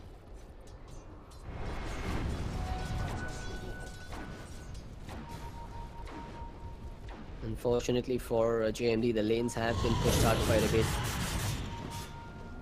Right, the top and the middle lanes were pushed out a tad bit past the river, so Mamacita's gonna have to do some split pushing before he jumps away. Question is, can they kill him off before he jumps on out of here? For now, he's just gonna use that flame gun and do some damage on these creeps. And he jumps out before he gets jumped upon. That'll take IQ Dota's attention towards the top side while JMD walks forward through the bottom lane. Ready to bring down these barracks. They've got 30 seconds till Lena's back online, but there is a fortification available on IQ's side. Searing Chains to start the fight. Meanwhile, they've got the Razor out of position, and Razor dies to remember it's a die back. Zeus, meanwhile, with the lotus top upon himself. Minnow, he's losing his damage to the Razor once again and needs to turn and run. It's 126 total damage. 15 seconds to go till Lena's back online. Mamacita still jumping back and forth. Doing whatever he can. He does have the Boots of Travels available, so he can regen and come back to the fight. He's going to TP back right in the middle of the fray here, so he needs to be careful. Instead, he's chosen TP himself up top and regen with the Octarine core lifesteal. With momentum given to the top side, he can join his allies on the bottom side once again quite comfortably. Here we go, Searing Chains, bit of Malice onto 2. They've got the damage out on the Razor, and it's going to be a dieback, 120 seconds without him. Zeus takes a Laguna to the face, while Kumi takes a beating to the back. Clinks being controlled for now, but doing a lot more damage than they can deal with on the side of IQ Dota. How do they fight without the Razor? They really can't. They're gonna have to give up the range barracks here as well. That's 2 lanes of barracks in favor of JMD Gaming, and possibly a kill here on number 7 as well. Indeed, it will be. While Mamacita runs for it. He's gonna buy back on the Timbersaw, coming back in for another bout. JMD in a very comfortable spot right now, while it looks like the Clinks is gonna be up top here by himself. Pops the Hurricane Pike as well as the BKB. He's just going for the Mega Creeps, going for the barracks. 3 down on the side of IQ Dota meanwhile. While Mamacita's controlling them in the fountain. IQ will tap out. The champions of the ESL India Premiership Summer Land Finale have lost to JMD Gaming, keeping JMD Gaming's hopes alive in the Masters Phase 1 and potentially in Phase 2. What a game this has been, guys. Huge props to JMD Gaming. While IQ, they just couldn't handle the 5-man Dota coming out from JMD. Thank you for tuning in, folks. If you've enjoyed, of course, do hit the subscribe button on the ESL India Premiership YouTube channel. You can also follow me on Facebook and Twitter. I'm at TheRealCloudX. Don't forget to tune in day after tomorrow at 8 p.m. again to watch more ESL India Premiership action. Have a great night, everyone. I'll see you later.